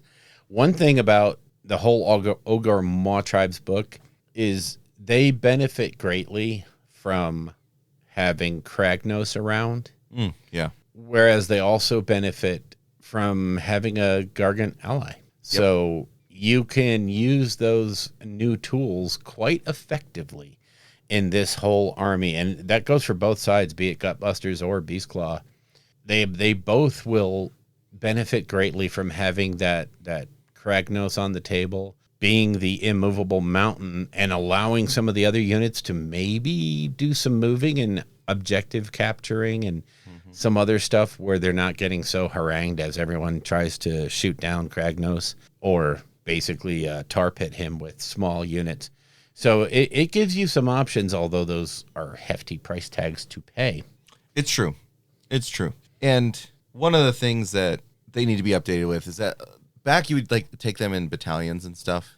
They had some fairly effective battalions. Yeah. The BCR in particular. Yep. And that helped sort of, I mean, you weren't a high drop army anyway, and the core battalions can benefit them a lot too, right? But there was some good benefits that come out of some of those others. And so with the advent of War Scroll battalions going away, Yeah. I do think they need a touch of a rewrite. The FAQ mostly focused on BCR, gave an update to the Mawpot. Big update to the Mawpot. Yeah, it actually became relevant in like BCR lists because before Yeah. it was its scenery rules, basic scenery stuff was like 6 inches from all other scenery and objectives. Yeah. And so you're trying to stick this thing in the back of the board somehow and you just can't quite do it. You would outrange it Yep. immediately. So And this one is now 3 inches away in your territory from objectives or other scenery. So it can actually go up the board a bit.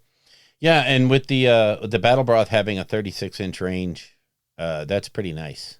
Yeah, on the smaller board, you're covering Yep. the board. Like Yeah, you are. And I mean, you still need a friendly ogre hero within 6 inches of a full Great Mawpot to use it. But if you do, it's heal D3 wounds allocated to each friendly ogre unit wholly within 36 inches. Yeah, and that was the same as before, but now you can actually position it where it's relevant, you know? Right. Plus, if you're bringing a caster, Butcher, then As if you wouldn't.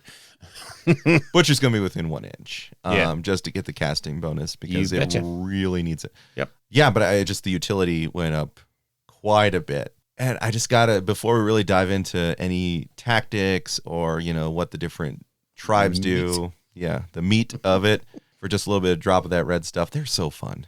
Yeah. They're so fun to play, Yes. right? Just, you know what you're doing. Yep. And there's nothing else to do but do the thing you know you're going to do. Yeah, of course, you can always do shenanigans with movement and placing and things like that. But this army is going to go forward, smash face, and win or die trying. The biggest thing that you have to keep an eye on with this army is you have to have your target priority, what you're going to run it into, because this is not an army you're going to clear out screens. You're going to clear out tar pits pretty quickly with the sheer volume of attacks. But you don't have a lot of rend. So when it comes to having to take out that Lord of Change or having to take out, what's his name, a Mortarch in a death army, you have to kind of think about how you're going to approach that. You're not going to have a lot of problems getting through 20 chain rasps to get to the, Lady Olinda or what have you, if it's badly positioned, like I always do. But you have to have a plan because this is not an army that's just going to do massive amounts of damage. It's going to do a lot of damage every turn, but it's not focused damage unless you are all charging the same thing. So you do have to be kind of careful with your target priority. And that goes for ogres too, because, a unit of gluttons can only be one place at a time. Yeah. The tyrant can only be in one place at a time. Don't let yourself get locked down because they will start to chew you up. Oh, yeah. You have a lot of wounds. You have a decent save, not a great save, but Not on Gluttons. Gluttons have a garbage save. yeah, that's true. BCR, particularly Frost Lords. Yeah. Oh, man. Their save is everything you want. And use your monster abilities carefully. Yeah. Don't just always think that it's one and done. So, and you're going to have enough monsters that you're going to use all of them. Mm-hmm. Use it in the right places. So, and use your cavalry. More fangs. No, I'm sorry. I'm focused on that. So the meaty part of the book, we want to do the meaty part? Let's do the meaty part. Okay, so Start with Legion's abilities. Let's start there and talk about how we think it's positioned now in 3.0. Starting from the top, after an Ogor or Rhinox unit, this is Trampling Charge. trampling charge, yeah. Makes a charge move, you can pick one enemy unit within 1 inch of this unit and roll a number of dice equal to the unmodified charge roll for that charge move. Add 2 to each roll if the Ogor unit that made the charge move has 8 or more models or is a monster. Go For figure. each 6+, that unit suffers 1 mortal wound.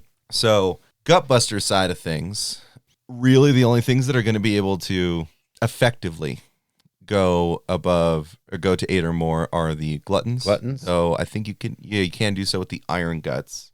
You can do so with the lead belchers. But why?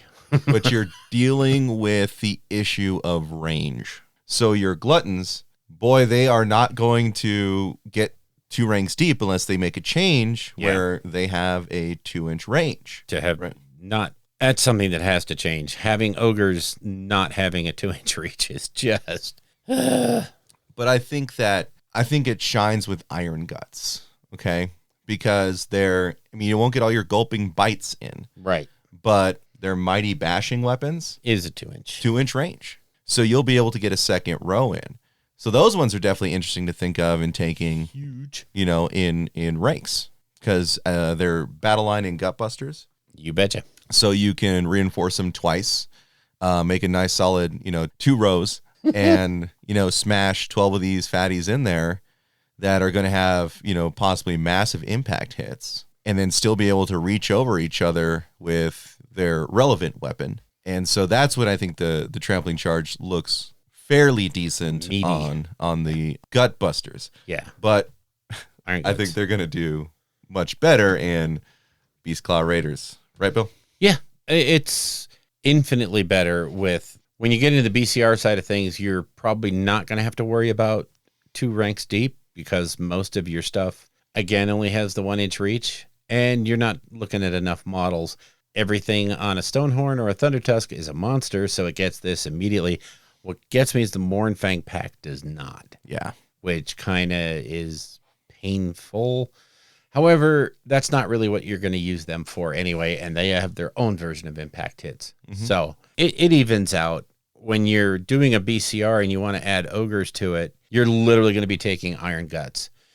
They give you the most bang for the buck. And even in a straight up ogre list, your gluttons are actually your screens. Yep. It's as sad as it seems. They have a good wound output. They have nice, they're beefy. They're 4 wounds apiece. So they're going to be holding objectives. I don't think there's a place in 3.0 for max units of gluttons. I've seen it tried, and on the Ogre WhatsApp stuff, people are like, yeah, no, it's not working. It's the Iron Guts and the Lead Belchers now. It really is. Not, Lead Belchers not for the charge necessarily, though. I mean, they're going to go with charging at some point. Yeah, the gluttons, like, people theorize, like, oh, what if you take a pack of 18, and just have, 72 wounds, sitting on an virtually 4-up save, if you can give them the buffs. But I don't know why you want to throw all the buffs on them as opposed to giving them to other units that are going to be more worthwhile. Because they're not going to have the damage output. At a max size unit, they just don't have the reach. No. And you're just not going to do unless you're getting surrounded on all sides. So I do have to say, though, in terms of screens, right, 24 wounds is not a bad screen to throw out there. And who knows, like, they can just maybe get extra little impact hits from charging and gumming up the work, and they're just there to absorb stuff while your hard hitters get in, right? And it's situational, and keep in mind that Rally returns models. Yep. You're talking about 4 wounds per model coming back. That can be a significant thing to think about. So next allegiance ability is going to be the Grasp of the Everwinter. Yep. Which is only applying to Beast Claw Raiders. So if you're doing straight out ogres, don't even read this section because meaningless. However, this is a truly devastating ability because at the start of your hero phase, roll 1 die for each enemy unit within 3 inches of a friendly Beast Claw Raider unit. If the roll is equal to or less than the number of the current battle round, that unit suffers D3 mortal wounds. It's chip damage, but when you start getting to turn 3, 4, 5, it's pretty much guaranteed chip damage. I mean, reasonably well. And again, it goes back to multiple small units to maximize that benefit and to get the most rolls in. Something to think about. You've already talked about might makes right. When determining control of an objective, each ogre counts as 2 models instead of 1. Each ogre monster counts as 10 instead of 1. Yep. Yeah. Oh, it's nice. Great. It's great. This is definitely something that they needed because they're low model count. They do it better than the rest of the standard stuff in 3.0. So you're still getting a lot more bang for your buck, for sure. In a big way. Now, the next one is going to the thematic part of it, right, in terms of the lore, is the ravenous brutes. So if an Ogor unit is more than 3 inches from any enemy units, it is hungry. And if an Ogor unit is within 3 inches of any enemy unit, it is eating. Add 2 inches to the move characteristic of a unit that is hungry. Add 2 to the bravery characteristic of a unit that is eating. So they want to get into combat. Yes. So badly. And this just basically says now you can get into combat easier because you're not a fast-moving army until you get to the monsters. And so, yeah, your gluttons are basically going to be just moving up. And when you pile a run on top of that, oh, yeah, you're crossing boards reasonably decently. You're not cavalry, but by God, you're not lumbering anymore. And then, of course, when you get stuck in, Ogres is a notoriously low bravery army. Oh, yeah. Having +2 is really nice. Yep. For wanting to eat so much, and wanting to get all the spoils, they run away. And just so you're thinking AOS 3.0 and you're saying, Bill and Josh, you're so stupid, you're so wrong, you're idiots, the book is written badly. This is add 2 to your bravery characteristic. It is not a die roll modifier. Yep. It adds 2 to your characteristic, which is okay. Yeah. It does not hit the cap of +1. Nice. And then, of course, you have Everwinter Prayers. Each Beastclaw Raider priest in a Mawtribe knows one prayer. There's a table with all the prayers. I think some of the generic prayers are good, too. However, there's only one priest. So they have a whole lore for the priests. I think the generic priest stuff is kind of better. The Everwinter Prayers are Pulverizing Hailstorm, which is on a 4-up.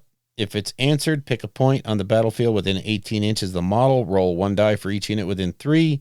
On a 3-up, D3 mortal wounds. Very situational, and you need the enemy to be ganging up. Yep. So you have Keening Gale, which is answered on a 4-up. Prayer is answered. Pick one friendly monster or Mournfang pack. Wholly within 18 inches of the model chanting the prayer until the start of your next hero phase. Add 3 inches to the move. Not bad. Not bad if you need to get stuck in. But again, you're going to use that on turn 1, maybe turn 2, and then it's of no value. Last one is called the Blizzard. Prayer is answered on a 4-up. Pick one friendly unit of Icefall Yetis. We'll just stop there. Okay.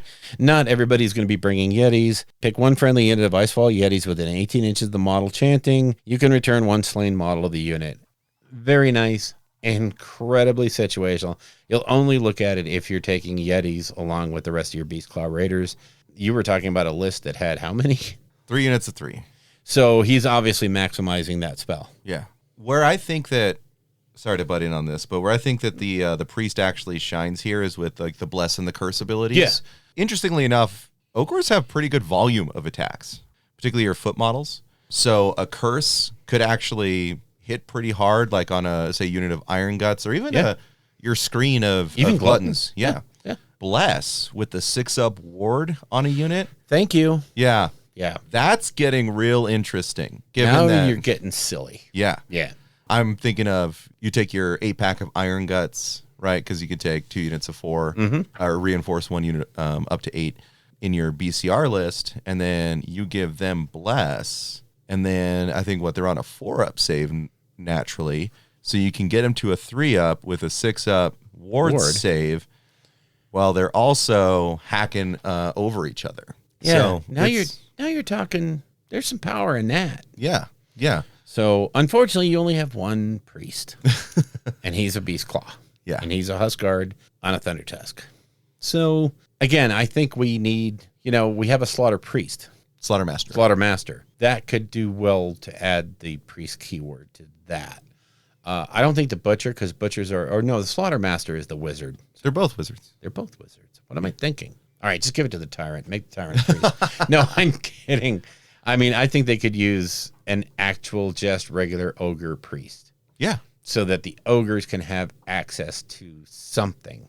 Because unfortunately, if you want to play straight ogres, your selections are rather limited to 0. Yeah, priests they're not predominant in destruction as a whole. And they're not super kind. And that's what really kills me is they should be. You would think in destruction, being that shamanistic and nomadic, there would be more priests than wizards. And yet, as a whole, and again, all of these books are going to get looked at, I'm sure. And they will get AOS 3ified at some point. I don't think the Ogres, they're not the most desperate book right now. So I don't see them coming out in the next couple of months. But it could seriously use either a relook or a new fact to add keywords here and there. So, but I mean, overall, they have a simple play style and they're very direct and they're effective at what they do. Yeah. So, do you want to get into the artifacts and the relics and all that stuff? Well, I just want to highlight a few things in there. Yeah. So this is all going to come down to your play style. Like if you're playing like Meat Fist or to some degree Underguts, like you're probably going to bring a Tyrant. You may in Blood Gullets. I didn't tend to. I tend to like to have my Butchers if I'm playing Gutbusters because I want to play Blood Gullets. You know, I don't want to get too much in the Tyrant. He does have a great ability where he can bully a unit by doing D3 mortal wounds to it, and they are fearless for the rest of the game. You know, and so some people have been talking about, you know, doing that to the unit of 18 gluttons and then just having them sit as 72 minus D3 wounds on top of something. I'm just a big fan of the Butchers in terms of fun, right? If I was going to play something a little bit more competitive, I'd be in BCR with Butchers. I love the Butchers. I think that they've got some great traits. I think they've got some pretty good artifacts as well. Yes. So the thing is, if you go Blood Gullets, you do have to take on your first Butcher, you have to take those command traits and all that. And then you'd have to core battalion to get anything additional. Some interesting ones, you know, the questionable hygiene, which is subtract 1 from hit rolls, right? If you're within 6 inches of the general. I wish there was something more for ranged. And I think that's one of the weaknesses, particularly of Gutbusters. They don't have the movement of the mounts, so it's not like they can run across the board turn 1 and be in with KO, right? Yeah. This is something where they can get kind of shot down pretty quick. Yeah, Unleash Hell can really do a bunch of damage to these guys. If you're looking at a full KO shooting unit, it could get really ugly. So ugly. The other one is Gastromancer. This general knows all the spells from the lore of Gut Magic. Oh, my God. Because there's a couple in there that you probably want access to. You betcha. Which is why you probably take maybe 2 Butchers in a list if you're doing BCR support. When it gets to the Vittles, the Butcher's Vittles, I love these little names. Wizard Flesh Apron, I'm here for it. Or Shrunken Priest Head, which is a 5-up ward. I like those a lot. You know, I think there's a good little bit of utility in there.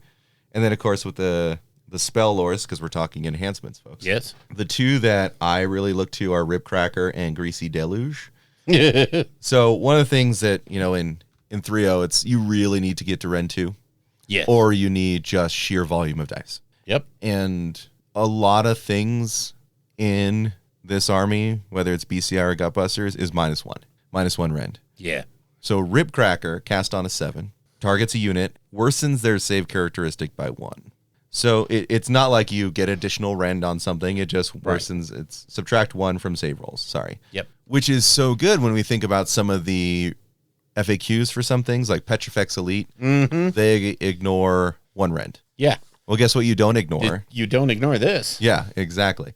Then Stormcasts. Their shields were errata to ignore 1 rend. You don't ignore this. This is not rend. Yeah. Sorry. So it sort of gives you a virtual rend 2 on some things. You know, even if they're going to ignore rend 1 on this, or they're going to be able to Mystic Shield or something like that, you could get to an effective -2 rend with a lot of the abilities. Then, like for the Stone Horns, you can get them to a virtual -3 rend. Yep. With the horns. So that's solid. And then Greasy Deluge, that spell there, it's the second one I would pick. It's you subtract 1 from hit rolls for attacks made by an enemy unit within 18 inches. Anything you can do to worsen the hits, you know, because folks will all out attack quite a bit. Yeah. And this is your counter. Yeah. So those are the highlights I have from that. Obviously, I'm focused on the Butcher. I like to play with those a lot whenever I do play Gutbusters. The only thing that the Beast Claw have in the magic department that we haven't discussed already, because they don't get a lot of that, they have mount traits for the big fellas. And some of those are very, very, very nice. The Black Clatterhorn, where you add 1 to hit rolls for attacks made by the model's rock hard horns.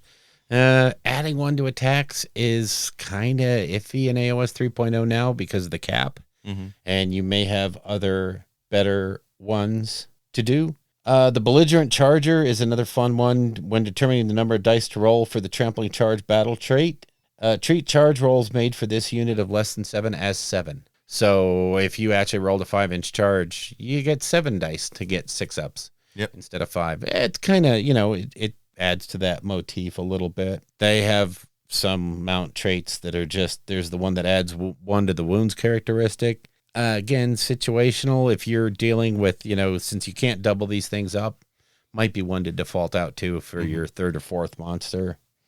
There's another one in there that's, I don't know, I would never use it myself. Metal Cruncher. Yeah, I've never heard of anyone actually taking that. All right, so let me read this one directly because you're going to take this one. At the start of the combat phase, pick 1 enemy war machine or 1 enemy unit with a save characteristic of 4 or better, 3 or better, 2 or better. That is within 3 inches of this model. Unit immediately suffers D6 mortal wounds. So Stormcast heroes, just any heavily armored unit, I'm sorry, you are taking D6 mortal wounds. You have armor, we're going to crunch it. Yep. I'm struggling to think of times where you wouldn't be using that almost every turn. So that's the auto take. I think so. Yeah. They haven't dropped the 4-week FAQ yet. Yeah. But currently, as written, it appears that you could take multiple metal crunchers in a BCR list. Not as intended, obviously. Can you? Yeah, it's based on how it's written. Talked about it before on Warhammer Weekly when Halo was on with Vince. We talked about how they probably didn't mean to be able to take multiple metal crunchers, but kind of as it's written, you can. I'm sure that will get fixed. Oh yeah, no, it'll be fixed proper. And mount traits need to be fixed all over the place. Yeah, it's some of them do say when you pick a mount trait, if you pick a second one, it can't be the one that's already been picked and all that stuff. There's all these clauses and everything on it that you need to follow.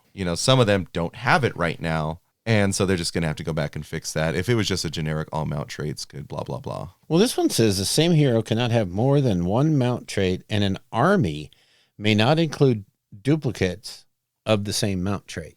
It's based off the FAQ. So let me get to that there. Page 78. Delete the text under the header. Oh, that's bad. That's right what I just quoted from. Yeah, so that Exactly. would kind of say, yeah, everybody's got Metal Cruncher now. Yep. I'm doing it. You want to play a 600 point? No. Stop. That's one model for you, Bill. Yeah, but by God, it's going to be fun. Oh, I'm kidding. Now, one thing you do have to watch out for in Beast Claw is anything that has Monster Hunter or, the abilities that are specifically designed to fight monsters are going to hurt you badly. Be aware that there's stuff out there that just hunts monsters. If there's something on the other side that looks green and is named Brute, you probably are. Chances are you're in a bad, or Lalo the Tyrant. Yeah. There's a few others. Unit-wise, have we covered all the army enhancements? Let's go over the tribes real quick. Okay. Oh, yeah, that's right. I meant to do that while you were doing that. But the tribes are, I'll let you do the Gutbusters. Yeah, so Gutbusters, you have the Meat Fist Maw tribe.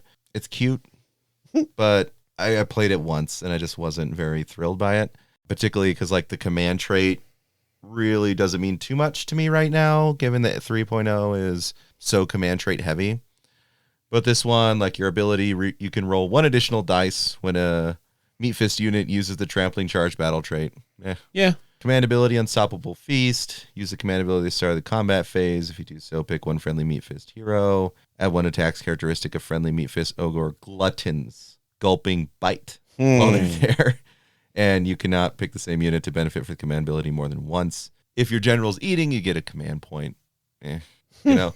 Artifact. Which is reroll save rolls of 1 for attacks that target the bearer. Yeah. Yeah. It's still there, right? Right. It's an option. Just to make sure it hasn't been errated. Yeah, I don't see it. Blood Gullet, my favorite. It's the butchers. It's the bloodiest. They're the ones where that drop of the red stuff comes from. That's the command trait. Friendly units that start a pile in move wholly within 12 inches of this general can move an extra 3 inches when they pile in. That's the command trait. We like that. Yeah. We like piling in 6 inches. That's right? Super. In this edition, with that change from model to unit, This means you are sliding around units and capping objectives. Exactly. Or at least fighting for them. Yeah. Now Huge. It's not the super good pile in where it says that you're eligible to pile in within 6 inches, you know, Right. and that kind of thing. Command ability is one I super like. Start of the combat phase, pick one friendly Blood Gullet Butcher. Until the end of that phase, you can reroll wound rolls for attacks made with melee weapons by friendly Blood Gullet Ogor Glutton units. While Gluttons aren't necessarily something I'm going to be using a lot, rerolling wounds is a significant thing. It's big. Right. Yeah. So I like that. Yeah. Also, all your butchers just know one extra spell and Hello. can cast an additional spell. Hello. What's that? Butchers are 2 cast wizards now? Yeah. Yeah, I'm signing up for that. And since you're going in deep, you're going to have more than one. Hello. And interestingly enough, butchers are one of the only things that went down in points. They went down 5 points to 135. Yeah. Yeah. And got buffed. I mean, Well, if you take this. yeah. Yeah. So I'm here for it. Yeah. Right? I love it. Then the Splatter Cleaver is a fun little melee weapon. At the end of the combat phase, if any wounds inflicted by that weapon in that phase are allocated to enemy model and not negated, you can heal D3 wounds allocated to each friendly Blood Gullet Ogor unit wholly within 12. Thank you. Yeah, so you get stuck in, you're like, all right, let's start feeding the boys. Love it. Love it. That is good. Now, Underguts is where lead belchers take it up a notch. Okay, Right. if you're going all in on lead belchers, yeah, this is for you. If you're going in all in on lead belchers, you're playing wrong. It's so true. It's so true. So the basic ability, lead belcher guns have an 18-inch range instead of 12. Wow. It's not bad if you want to just sit there and hope they come near you so you can shoot them, right? Because that's where you get the D6 shots instead. Yeah. Command ability, add one to tax characteristics of missile weapons used by friendly Underguts Iron Blaster units, wholly within 12. Meh. Yeah, again, it doesn't hit your lead belchers. So, oops. Yeah.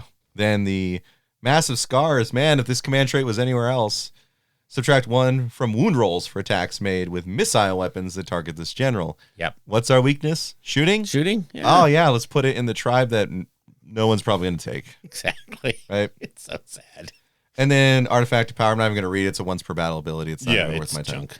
Like, if I'm playing Gutbusters, I'm playing Blood Gullets Yes. every time. Their magic is not the best, but it does have utility. And their magic does stuff for them. Now, if you run up against Nagash, if you run up against Teclis, yeah, your stuff's going to get unbound.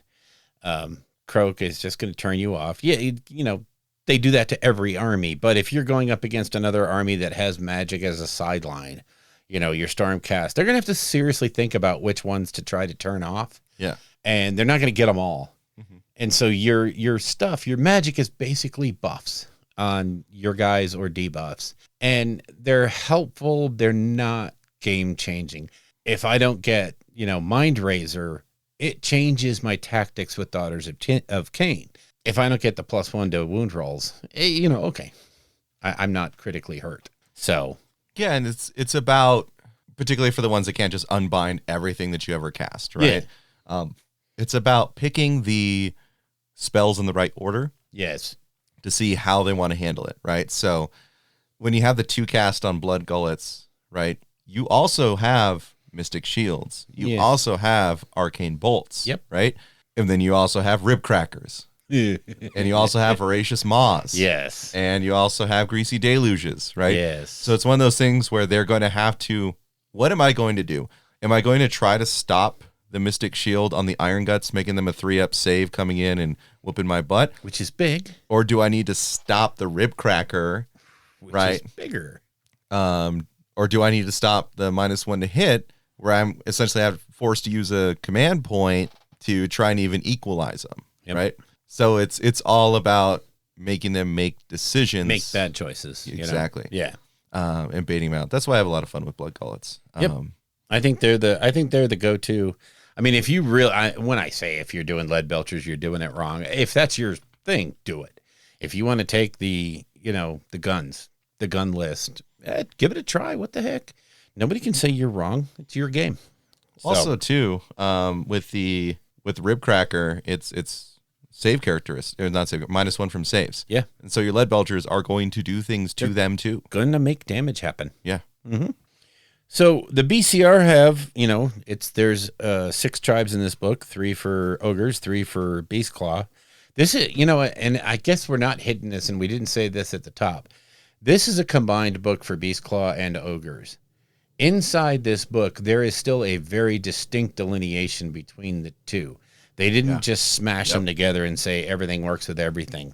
It doesn't. You are specifically beast claw or specifically ogres, and you may have help from the others, but it doesn't synergize well across that boundary, which I don't think is a bad thing, really. They may fix that. They may change that coming up, but I doubt it. I don't know. But anyway, the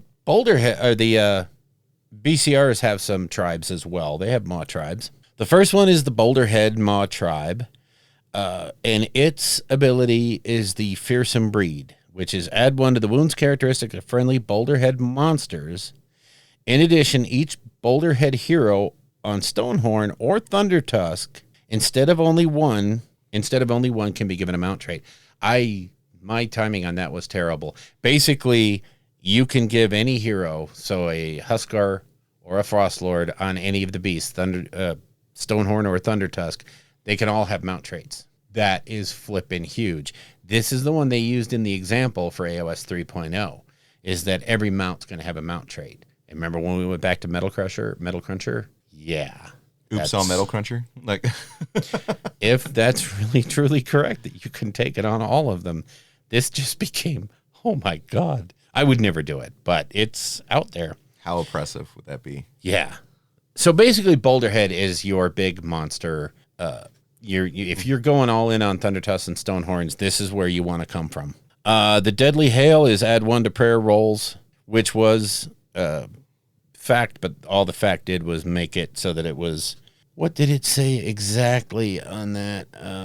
Deadly Hail. Add 1 chanting rolls for pulverizing haze when a Boulderhead priest is chanting that prayer. So, what was the change? Oh, they changed it to chanting rolls from prayer rolls. Okay, I got you.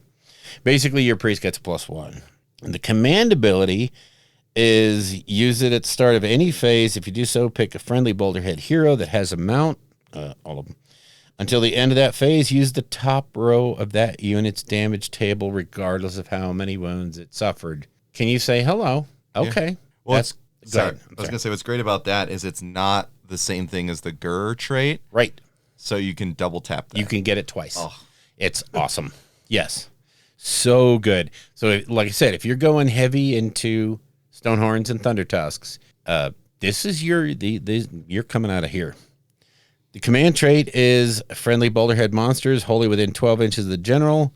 At the start of the movement phase, move an extra 1 inch when they make a normal move during the... extra inch. It's something. It's also a total of 3 inches if you're hungry. Yeah.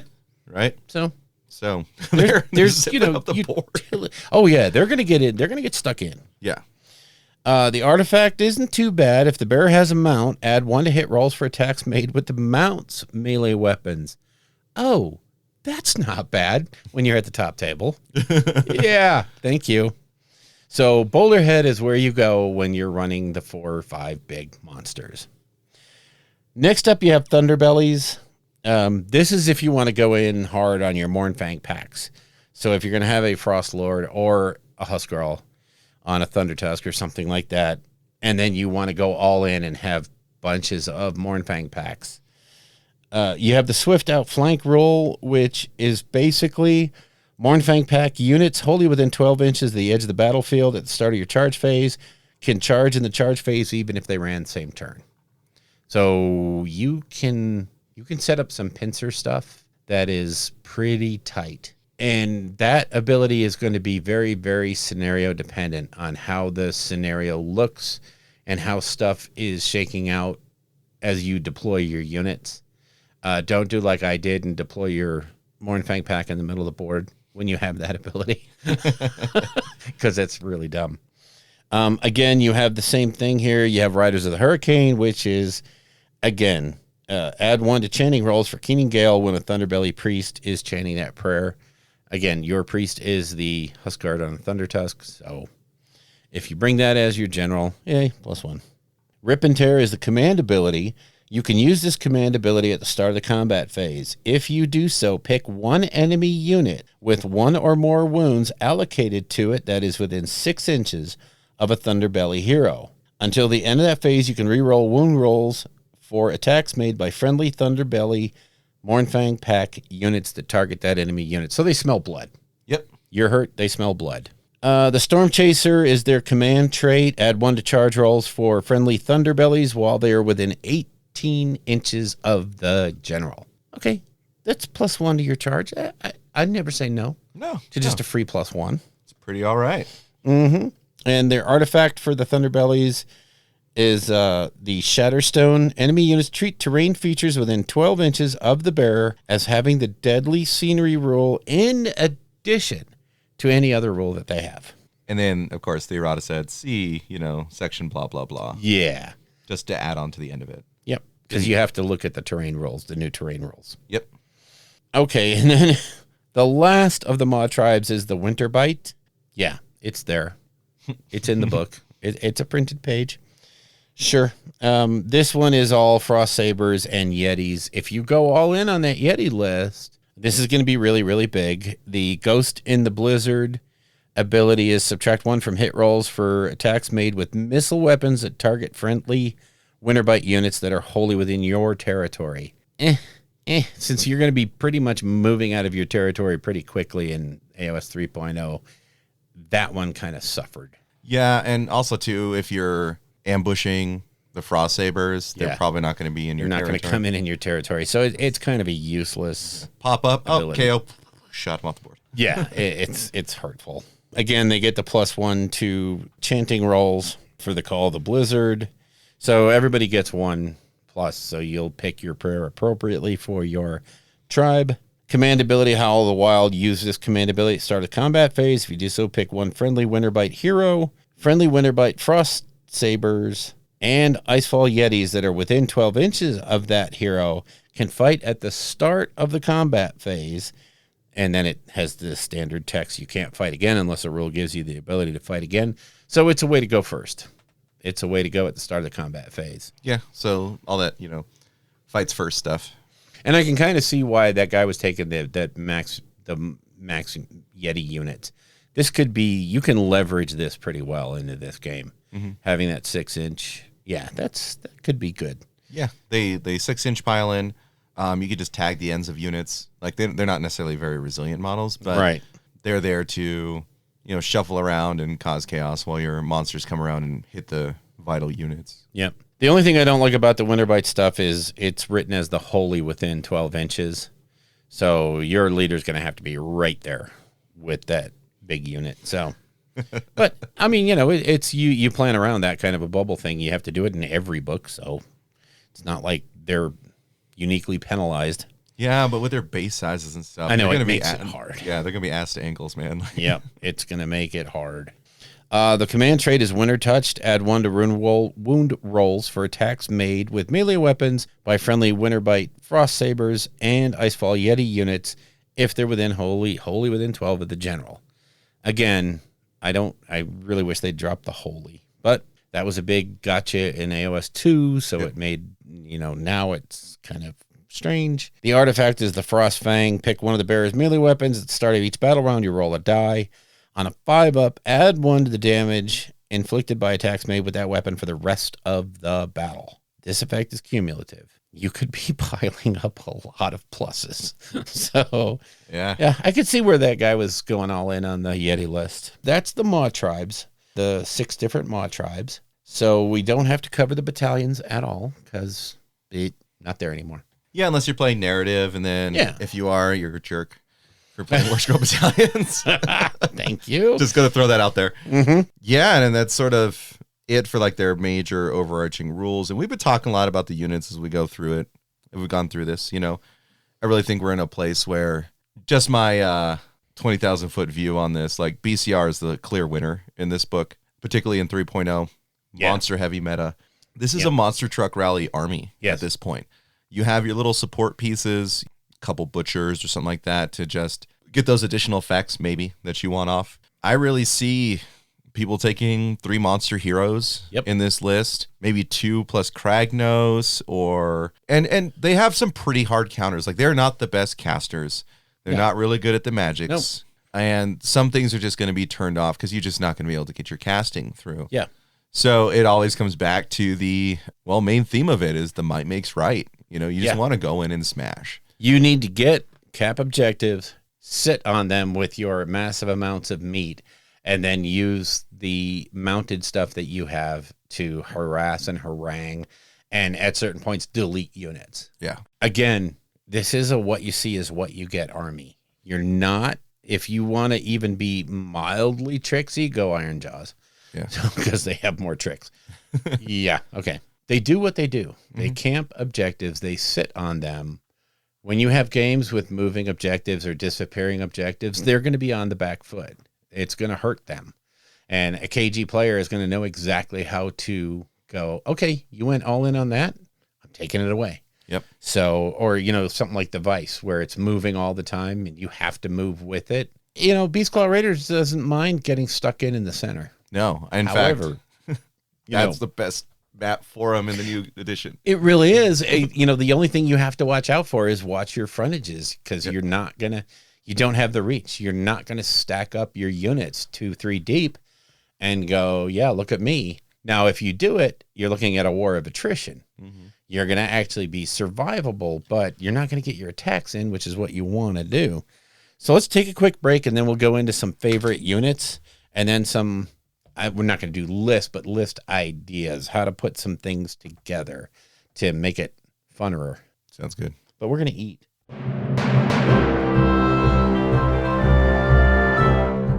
Okay, so in the famous words of the Fallout 4 radio announcer, we had meat.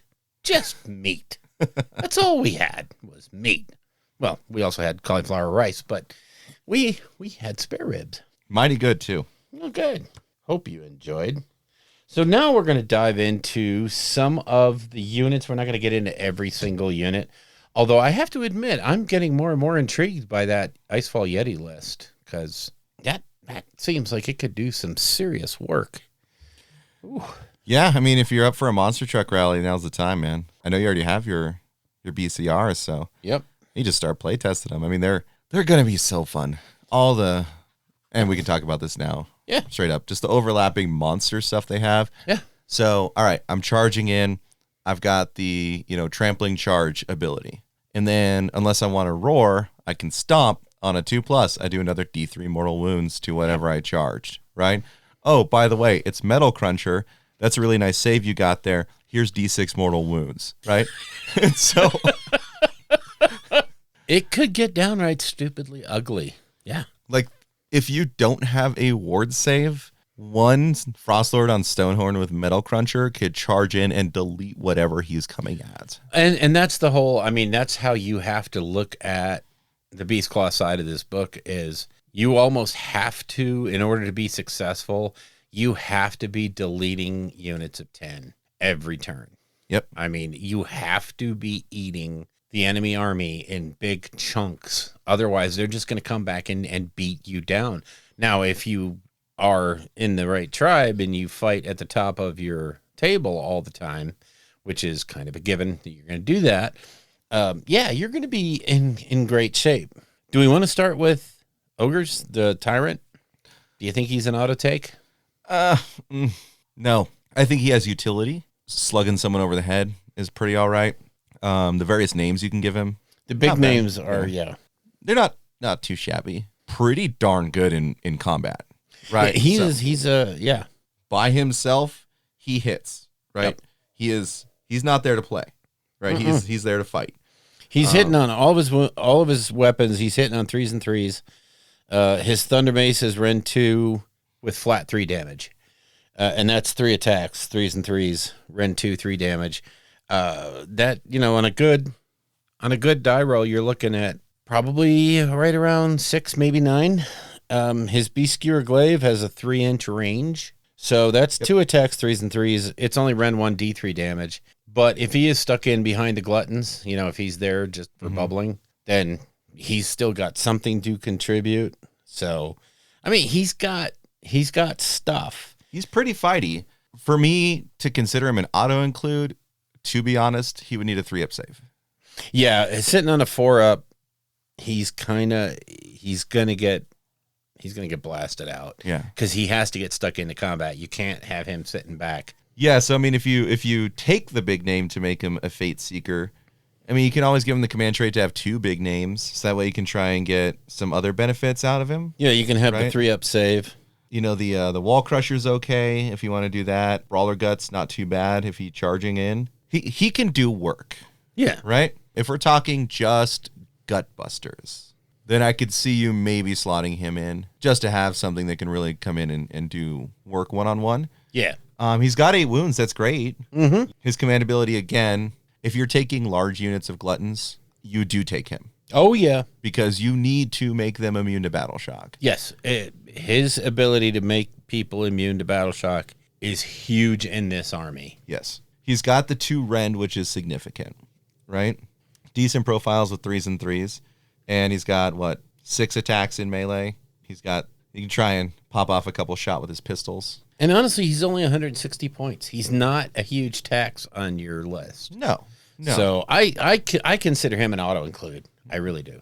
Again, I think it depends what your goals are and all that, right? Yep. If you're flexing into gluttons, he's there. Yeah. Right. If they're not just going to be your chaff, like if you're like, I'm actually going to reinforce a unit of gluttons once or twice. Yep. Right. He's a must take. Yeah. Right. I just wouldn't want to use him to say, like beef up the iron guts by making them, fearless. Because that D3 wounds, you only have 8 models. It's going to get kind of hairy. Yeah. Unless you can heal him back. I mean, you can right away with the pot. You're like, oh, heal, right? But I just never saw him as an auto-include. And giving him the 3-up save, solid, right? Yeah. I guess what's coloring my thoughts are just like at the end of the day, I'm thinking like, why am I not taking BCR? Right? It happens as you're reading through this book and you're going, here's my ogre list, and then you start modifying it here and there, and you toss in, a Frost Lord.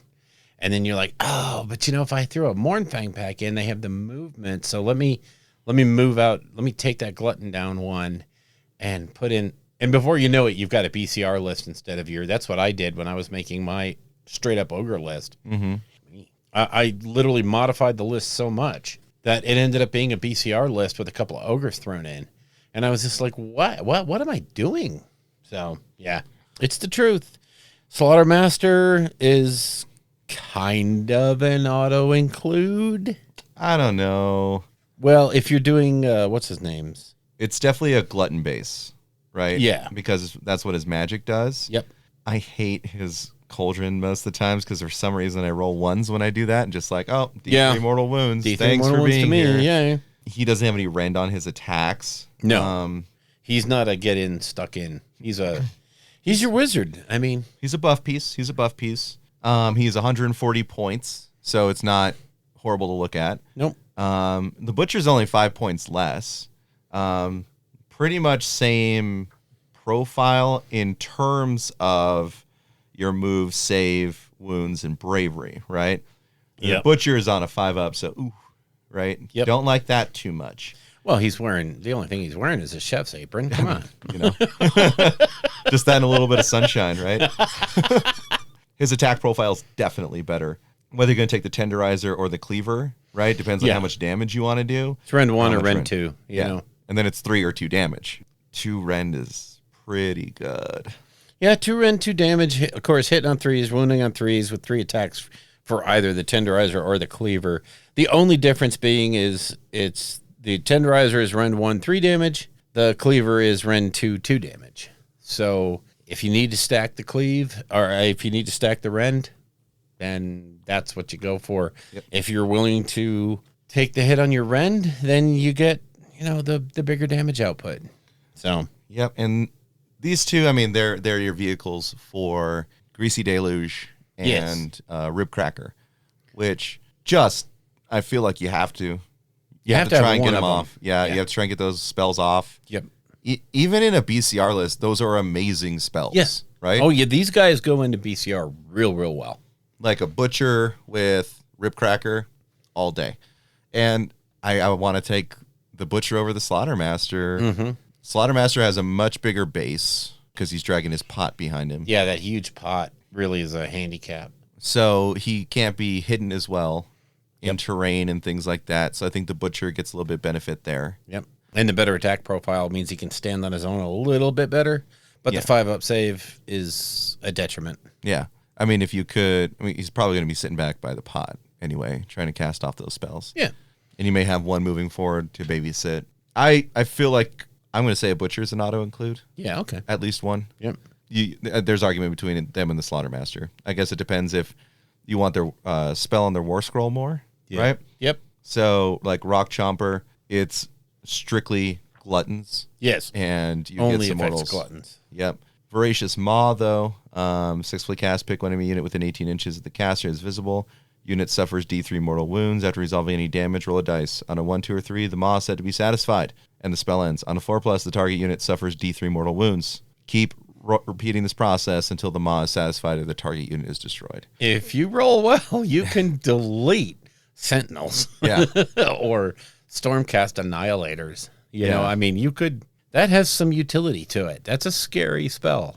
Yeah, just in terms of the spell itself on the War Scroll, I'm taking the normal Butcher. Yeah, I think the Butcher is the true auto-include. Yeah. And again, the Tyrant, if you're going Gutbusters. Yeah, if you're going meaty, heavy, fighty combat, a Tyrant is there for you. Mm-hmm. Whereas if you're going all Gluttons, it's the Slaughtermaster. Any other combo, it's the Butcher. Yeah, so definitely Butcher auto-include for me, even in a BCR list. And then, again, Tyrant, Slaughtermaster, situational. Yeah, in a big way. So then you have Gluttons, which are the foot troops. We're not going to get into them too hard. 4 wounds apiece. They come in, what, 4s now? No, 6s. 6s, base 6. So you're talking about a bunch of meat to work through. Yeah. And, I mean, they're not big in any way, shape, or form. They have no rend. Threes to hit. English. It's getting very hard. It is for me too. 3 attacks, 3s to hit, 3s to wound, no rend, 2 damage. They're going to put out some beat face. That's what they're going to do. If you can find ways to pile up attacks on them, you can maximize any of the buffs they might have from your Slaughtermaster or anyone. So yeah, they can be a lot of fun. They get a standard bearer, which can be either the Beast Skull bearer, which is reroll charge units, or the tribal banner, which is add 1 to the bravery, and with a 6 bravery, that's not a bad. Neither one of those is bad. Nope. They have a lookout Noblar, so you would definitely want to model that because when you're getting hit with missile weapons, you get a 6-up ward. Yeah. So, which is, with a big unit of Gluttons, that is a really big thing. Yeah. You can get shot. KO can just ruin your day, even with a buffed up unit of 12. Yeah. They can get through you pretty quick. Move over to Iron Guts, which are the elite Gluttons or Gluttons with armor. Yeah, I'm here for these guys. Gutbusters, I think auto take. I think people used to talk trash about them before. They have a lot of really good stuff going on for them. The 2-inch range is the biggest thing. 2-inch range means you can go 8 deep and still be able to hit with the weapons. Yeah. And it's 3s, -1, 3 damage. That is nothing to scoff at. Base 3 damage is amazing, and you get that Rend 1 just to, hey, I got something at least. Yeah. So, yeah, Iron Guts. Yay. At least counters, a Mystic Shield or a all-out defense. Yep. And then down to the Iron Guts is a fun one. Once per battle in your hero phase, if at least one Ogor model from your army has fled the battle, you can use this ability. If you do so, you can reroll hit, wound, and save rolls of 1 for this unit until your next hero phase. Yep, which is very, very nice. Now, the trade-off being Iron Guts come in 4s for 245, whereas Gluttons come in 6 for 260. Yeah. So you're going to have to play with how you work those units. So yeah, I think taking one unit of 8 as sort of a hammer unit, right, would be the way to go for Iron Guts if you're going to include him. Yep. Having the 4-up save compared to the 5-up, big. That's huge. Yeah. Then you can get him down to a 3 save, which is really, really good in Ogors. Yeah. And generally destruction. Gorgers, Why? I usually just turn the page. Yep, Lead Belchers. Lead Belchers are kind of interesting now. They're in a weird place. I think I would need to play test more to say what I think about it. I like them being in sets of 4. Yep. Okay. I like that they can get +1 to shooting now, right? +1 to hit, I should say, with just all out attack. Because that 4 to hit is like killed them a lot of times. Yeah, but now you're going to push that to a 3. They're wounding on 3s. They got one rend, 1 damage, but it's ranged attacks in a army that doesn't have a lot. Yeah, I mean, like you just kind of look at those shots as just an extra little something. It's going to chip. And then their bludgeoning blows are better than Glutton's, which is it's only 2 attacks instead of 3, but it's 3 3s minus 1 2 damage. Mm-hmm. The rend's relevant, and then the chance of getting D6 shots if you haven't moved. So if you're stuck in combat, the unit you're fighting, it's D6 instead of D3. That's right. Or if you're camping an objective, if you've been there and you were stationary, oh boy, D6. That's painful. I dig it. Iron Blaster, Another they're cool. Meh unit. Yeah, there was the meta changing thing where the Rhinox's sharp horns. I think they're no, it wasn't on this one. Sorry, it was on the Noblar scrap launcher. Mm-hmm. The Rhinox sharp horns went to 2 attacks instead of 1. Oh, so, nice. Yeah, now you know it's going to be the Noblar scrap launcher meta. The extra attack changes everything. Everything. Yeah, I don't like those 2 war machines. No, I'm not a fan, and there's usually you just want more meat, and they don't have enough pluses to make up for the fact that you could use more meat. Yeah. So, Noblars, yeah, they're there. Yeah, I mean, if you need just super cheap screens just to run up and just absorb something coming in or zone something out, a Noblar's the thing to think about. I would never reinforce them, given you only have 4 reinforcement points. Nope. But they're definitely there as just like 10 little dudes you can throw out to die or even sneaky hold an objective. Hold a backfield objective, perhaps. I wouldn't trust them to do anything. 6 up save, 4 bravery, 1 wound. They're not good. No, they evaporate when something touches them. Yeah. So now we get into the beef. Now we've left the realm of ogres and we're into the realm of the beast claws. So, okay, Frostlord on Stonehorn. Let's just start out with monster hero. Okay. What's different about this AOS 3.0? Is there something about monsters in this one? There's something about heroes too. Can't remember exactly. There's something that makes these guys a little bit better than they were. I don't know. Again, if you're going big on the Thunder Tusk and Stonehorn, you're going to be taking the Mawtribe. You're going to be fighting at the top of your profile almost all the time. Mm-hmm. Makes these guys special. These guys have the earth-shattering charge, add 1 to the damage inflicted by attacks made with the model's rock-hard horns and crushing hooves if this model made a charge in the same turn. So good. Very, very nice. It's a D6 attack, so it's swingy. I would rather see that be on a table also, but whatever. They're 3s to hit. The crushing hooves have they're on the table. They go from a 2 up to a 4 up to hit. Ren 1 D3 damage. Again, swingy damage I don't like, but it's there. So a lot of 2-inch reach weapons. It's just a very powerful unit that does a lot of damage. They start out at a 12-inch move. Most of the time you're looking at a 14-inch move because they're going to be hungry. And if they're stuck in, who cares about movement? Yeah. Really good unit. I mean, to be frank, if I was going to make an Ogor Mawtribes list, I start with this. Yeah. It's a Frostload on Stonehorn with Metal Cruncher. Yeah. Maybe Arcane Tome on... No, probably not on him. No. I was just thinking like maybe on the Priest, actually. Again, I would like a Priest Wizard on the Huskard. Yeah. But for him, it starts off with that. They already have a 5-up ward. Yeah. Right. So you don't even need to toss on that generic artifact. Right. Right.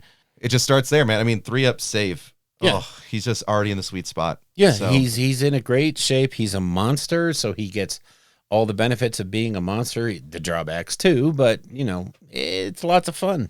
yeah, but he also can, since he's a hero, he gets his best day ever. Yeah. And so you can, on that, when you activate all out attack, you're hitting, it's 2s and 2s. Mm-hmm. And then, +1 to wound. I just, ugh. They're pain. They're pain personified. Oh, yeah. So next up, you have the Frostlord, this time on a Thunder Tusk. And of course, the only change here is what he's riding on. This one gives you the blast of Frost Wreath Ice, which used to be really, really good. Now is only kind of good. Basically, you don't use the attack sequence for an attack made with Frost Wreath Ice. Instead, pick one enemy unit within 18 inches that is visible to it. Roll a number of dice shown on the table above, and it goes down from 12 to 4. Add 1 to each roll if the target unit has 10 or more models, so mobs die. Add 2 to each roll if it has 20 or more models. For every 6, it's a mortal wound. And we're not going to see generally too often 20 plus units anymore. Not plus anymore. model units, right? There's not a lot of reason to be taking big units. I mean, I understand why they had changed it for 2.0 because the original BCR book, it was pretty much like roll the dice. It's like on a 2-up or something. Yeah. The target takes 6 mortal wounds Yeah. when you're at top profile. Yeah. Are you kidding me? Yeah. Sniping heroes. Yeah, Like, that's what it was doing. used to be toxic. Yeah, and this did not trigger look out, sir, because it wasn't an attack. Nope. So it just sniped heroes. Yeah. So, and in this day and age, that has been toned down. I don't, like I said, it's when I say meh, you give me a chance to roll 6 up for mortal wounds, I'm taking it. It's free. It's a given. So, but it did used to be better, but it also was, I think, gamey because of what you could do with it. Yep. So they also have the numbing chill, subtract 1 from hit rolls for attacks made with melee weapons that target this model. So you basically have a built-in sort of, I don't want to say a save, but it's a built-in -1. Yep. So it's a very nice thing. The frost spear that you got is 2-inch range, 3s and 3s to 4 attacks, 3s and 3s to hits, rend 1 3 damage. A lot of flat 3 damage in this book. So Which is great. yeah, it's awesome. You don't have to worry about it getting too swingy. The colossal tusks on the monster, however, is swingy. It is a 2-inch range, 4 attacks, 3s, and the 2 wound is on a table. It goes from 2 to 4. It's rend 1 d3 damage, so that can be swingy. But when you're looking at also, you did the trampling charge, and then you did your impact. So hey, it's good stuff. Yeah. These guys got game. And you do have the bellowing voice command ability that comes with this. Pick 1 friendly model with this command ability. Until the end of the phase, you can reroll charge units for Beastclaw Raiders that are wholly within 12 inches of this model when the charge roll is made. It can be good for your Mornfang packs. If when you're at the beginning of the game and you're all bunched together or potentially bunched together, Yeah. can be super handy, but it tends to degrade as the game goes by. You don't see as much. But keep in mind, you are within 12 inches of yourself. So, I mean, it depends on how tightly packed you are. You Yeah. know, wholly within 12. Big freaking bases on these things. So just got to be cognizant of that. you have to be, and when you set up your other units next to him, just have to make sure that, you're in that bubble. Then we get into the Huskguards, and we're not going to go over these too much because you have Huskguard on Stonehorn, Huskguard on Thundertusk. Keep in mind, only the Huskguard on a Thundertusk is a priest. If you bring a Huskguard on a Stonehorn, he is not a priest. Correct. So evidently he didn't pray hard when he got up into the saddle that morning. It boggles my mind to this day why on this beast I'm a priest. On this beast I'm just a dude. It's a big question. It's a big question. It's a stupid thing. I'm a Huskguard. Why does it matter what I'm riding? So, Precisely. but these are the ones you can select the harpoon launcher or the chain trap as your ranged weapon. They do different things. Read the book. They're very, very different in what they do, and they're really kind of cool. These are the ones that have the earth-shattering charge also. On the Stonehorn, just like before, stone skeleton, so the ward save on the Stonehorn. On both models, you get the Blood Vulture, which is if this model's armed with a Blood Vulture. At the start of your shooting phase, pick 1 enemy unit within 30 inches of this model and visible. On a 2-up, suffers 1 mortal wound. Chip damage. Yeah, it's always a question. Do you take the Blood Vulture over the Harpoon Launcher or Chain Trap? Because it's a mortal Yeah. wound as opposed to... All the opportunities to do tons of damage. Yeah, but I mean, 4 to hit, 3 to wound on 1 attack for D3 damage or Yeah. 3 damage. Yeah. I feel like the Blood Vulture is more consistent. Yeah. And plus, we just need to chip a wound off something. You're like, cool.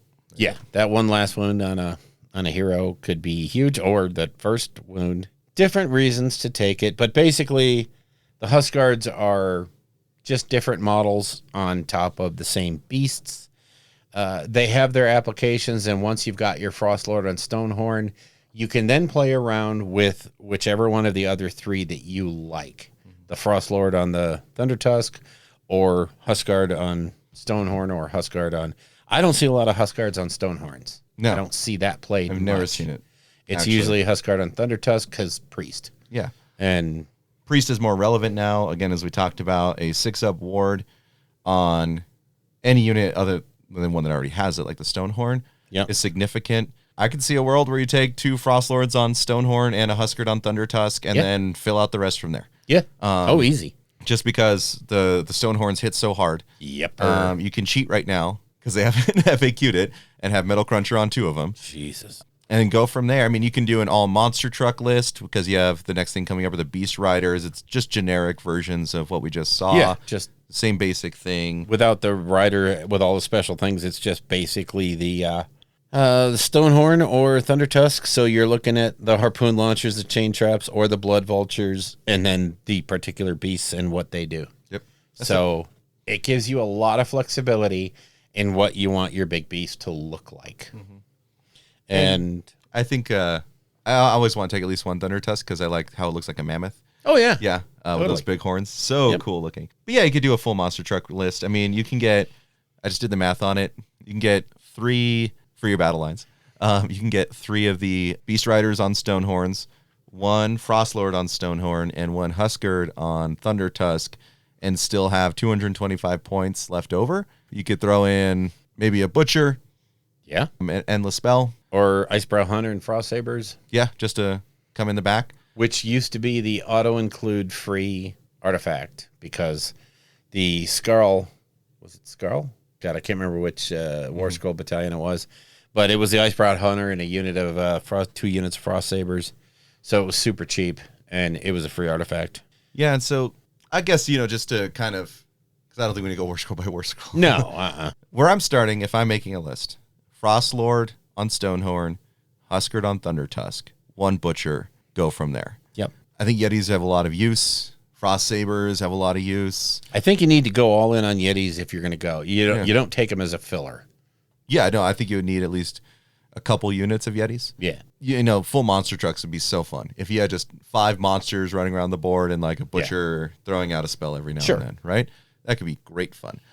Or you could use the Noblars as just like small little zoning things out, while you have 5 monsters going in and triggering keeping the 5 flanks monsters. of your monsters clear of nastiness that could surround them. Because, again, they suffer from the fact that they don't fly or have any method of getting over a screen. Yep. It might be real helpful to be able to zone out the area around your guys so they have freedom of movement. Yeah. Yeah, stop someone from coming in the backfield, outflanking, zoning out giant bases. You could have probably have a really fun time smashing into Archaon, though he can deflect mortal wounds. Yeah. So you got to be careful there. It's going to be tough. It's always a tough fight against Archaon. They're going to do what they do. It's a lot of fun. I think your Yetis are your tech pieces. Yes. Because they have the shenanigans. You also have tech pieces bringing in the Hunter with the Frost Sabers. Yep. Which can be it's basically a deep strike. Yeah. With a little bit of power behind it, but you have to be very careful about where you put that. He's not great. He's got a 5-up save. The Sabers have a 6-up save. He has 7 wounds. They have 2 wounds, but the Sabers move at 9. He moves at 6 with the Hungry. He's going to be keeping up with them. You still have to be careful. They can't really survive on a flank on their own. Yeah. But maybe have some Yetis go help them or a Mornfang pack. Mm-hmm. Hey, Mornfang pack is your generic cavalry for the Beastclaw Raiders. They're fun. They're just a lot of fun. They get their own little impact hits, a good unit to fill out with. Last up, you got Man-Eaters and Firebellies. Firebellies, wizards. Yay. Their spells are okay. Yay. They look cool. Yeah, They're they cool do looking look mobs. really good. Yeah. Man-Eaters are the old... Strangely elite now. Yeah, very. I haven't run the numbers enough to see if they're worth it. I just don't think they are. I don't think, and they're the best, most characterful models, and yet, I don't know, they're just not, they don't flip the switch for me anymore. They do have, like, the best outfits. I mean, you got the drag queen, Yeah, you've the got drag the queen. ninja, you've got the pirate. Like, they're hilarious. Like, just if you want to have fun in your army, Yes. you could take them no problem, right? They're slightly better gluttons. Yeah. like if you took some of the better parts of Gluttons and Lead Belchers and put them together, I think that's what they come out to. Like their ranged weapons are slightly better than Gluttons than Lead Belchers. Then Lead Belchers, yeah, 3/3, Ren 1, D3 damage. Their melee, but only one attack. Melee slightly better. Yeah. So I don't know, but they are elite, so they can issue their own orders. And they are failcast. Yeah. So I mean, resin. Yeah. We alluded to this earlier, but as we're talking about the downsides of the ogres and the beast claws, you now have to understand that Kragnos is a thing. Mm-hmm. Kragnos changes the dynamic of this army pretty completely. He's expensive at $695. Yeah. In an already expensive army. But we do know this army's weakness are volume of magic and shooting. Kragnos is somewhat an answer for the magic. He doesn't have a built-in ward save, but he's darn near invulnerable to magic. And when he gets into your magic wielding monster, Teclis, he will dispatch that unit post haste, like 9 times out of 10. Yeah, he's going to dispatch whatever he's in contact with every turn. He gives you a pretty much guaranteed ability to take some of the heat off of the rest of your army, as well as delete units as he goes. The problem becomes when you're facing an army that can delete Kragnos, it can also delete the rest of your army. Yep. So when you're up against those Caradhran overlords, it just doesn't matter. No. However, having Kragnos in there means they're going to spend a bunch of time shooting at him and not everybody else, and you can get other things into position to hopefully mess up the boats and mess up the Caradhran little dudes because they're small and they eat well. So with KO, I feel like 1, you need your BCR units. Yes. 2, you need to go first. Yes. Because if you can get into combat with them on that smaller board, unless they deploy so far back, you're going to be able to do something. Like, yes. If you do get a Metal Cruncher into an Ironclad, God forbid, they unleash hell on you, they will. They will. But if you get in and don't die, then fight at top profile, you could probably take an Ironclad down. Yeah. Just with the charge mechanic, the stomp mechanic, Metal Cruncher, and just the sheer amount of damage that you can do with all that you're going to put out. Yeah. Yeah. So you want to go first, and hopefully they haven't just zoned you out on it. If they're smart, they will. But yeah, it's what you have to do is you can do it. Yes. You just have to do it turn 1, top of 1. I think where Ogor Mawtribes is, and I'm going to specify this to BCR, they're an army that can win a bunch of games in a tournament format. Things have to go their way a little bit, and you have to play pretty well, but they can definitely be a top-end gatekeeper for the other, for the Lumineth, for the Caradhran overlords, the current, boogeymen in the world. And honestly, in the mirror match, they're pretty good. You're gonna know what you're up against. And in the up against the Ironjaws, the Brutes, and all of that stuff, it's gonna be a slugfest. And you may be able to outlast them. Now, if somebody's bringing double Maw-Crusher or big blocks of Brutes and Piggies, it's going to be hard because they have all the same things that you have, only better. So this is not you're not going to take Ogor Mawtribes to a tournament and go, I've got this, I'm winning. Although you can win probably more than you lose. Yeah. With smart playing, picking the right abilities, you're going to be able to do it, at least have a chance at it. Yeah. And if you're at a local store, you can, if you're so inclined, club baby seals with them. Oh, yeah. But if you are a baby seal, you can club back, right? Yeah, you can hit back. You can use this army to teach people a lot of the new mechanics in 3.0. You can also learn the mechanics of 3.0 by playing this army. And let's face it, it's super easy to carry around. They travel very, very easy because you're looking at a low model count. They're just flat out fun to play. No one is going to be like, oh, I wonder what crafty, cunning thing he's going to do with these. No, he's coming across the board and going to try to engage everything I have to kill it right away.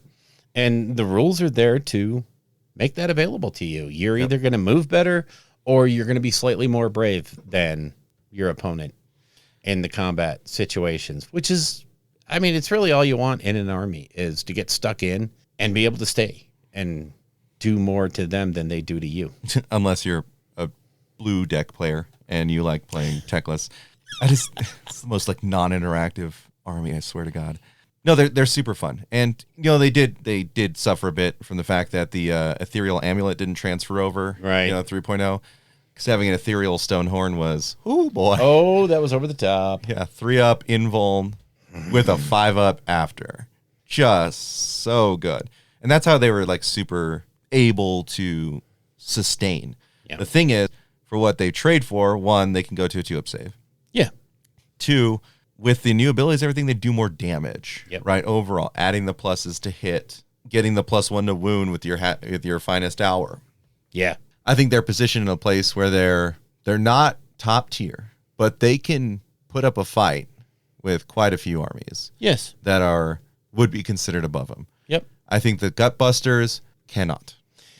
No, I think right now, as sad as it seems, the key in this book is the Beast Claw side. I'm going to say it now, and probably people are going to disagree. I believe with this army, you win or lose in list creation. If you line up the right synergies and you line up the right things, the whole thing works as a well-oiled machine. If you do like I do and you make a list with the wrong abilities on it, you will find the wheels come off really, really easy. And you basically have 5 or 6 independent units that aren't helping each other, bolstering each other, and it does not play well. No. So, but they can hold the mail. Yeah. You're going to have a great time. If you're a new player, super cheap army to get into. Super fun army to get into. Yep. Doesn't have tricks and bells and whistles. Like, for example, if someone were to jump into Lumineth without knowing anything, they're like, I just like the aesthetic. Hard army to play and can be discouraging unless you can fight your way through it. But these guys bring you in. They got a little bit of everything. Yes. A little bit of shooting, a lot of melee, got some monsters, got some magic. Definitely a good place to start. But also, I think it's also a creative space, given that they seem so simple on their face. Yeah. There is a lot of strategy to them. It's mostly in, again, list building, deployment, and movement. So if you want to really refine a lot of those higher end skills, Yes. this is what an army you can do it with. Movement is huge. You really have to know how to get in. Like if you just want to poke on the edge of a unit so you don't draw 1,000 dudes in, Yep. but you're going to smash through as much as you can. Yep. It's great for that. They do have mortal wounds in there with their impact hits. Yes. With their metal crunching. That is huge. Yep. So they don't rely on spells or other things to do the mortal wounds. They get it as essentially an incentive for doing what they're supposed to be doing, which is get stuck in. Get stuck in and kill stuff. Yep. So I think they're going to be really fun. In 3.0, it's certainly one we're going to have to play test for sure, because I'm definitely sure we're going to see it at a tournament. Yep. Given that they have all these monsters and all these mortal wounds, people are going to be bringing them. And a lot of good design space. I think this is a really fun army. It is. It is. And I think with that, we will draw to a close because we have covered the Ogre Mawtribes. Definitely. And don't forget to follow us on Instagram if you haven't already at the Rolling Bad Podcast. We are on Discord, so we got the link on Facebook. And if More and more people every day. Yep, it's getting a lot of fun in there. Got a lot of good folks. Crazy good hobby going on in the hobby section. Oh my God. Yeah, it's great. Some of these guys make me like, oh, I can't post my pictures. I suck. Every time I see Bido stuff, I'm like, just breathe. Yeah. Or Uruk guy, Uruk Haints. Yeah. Oh man, his fire slayers God. are ridiculous. Yes.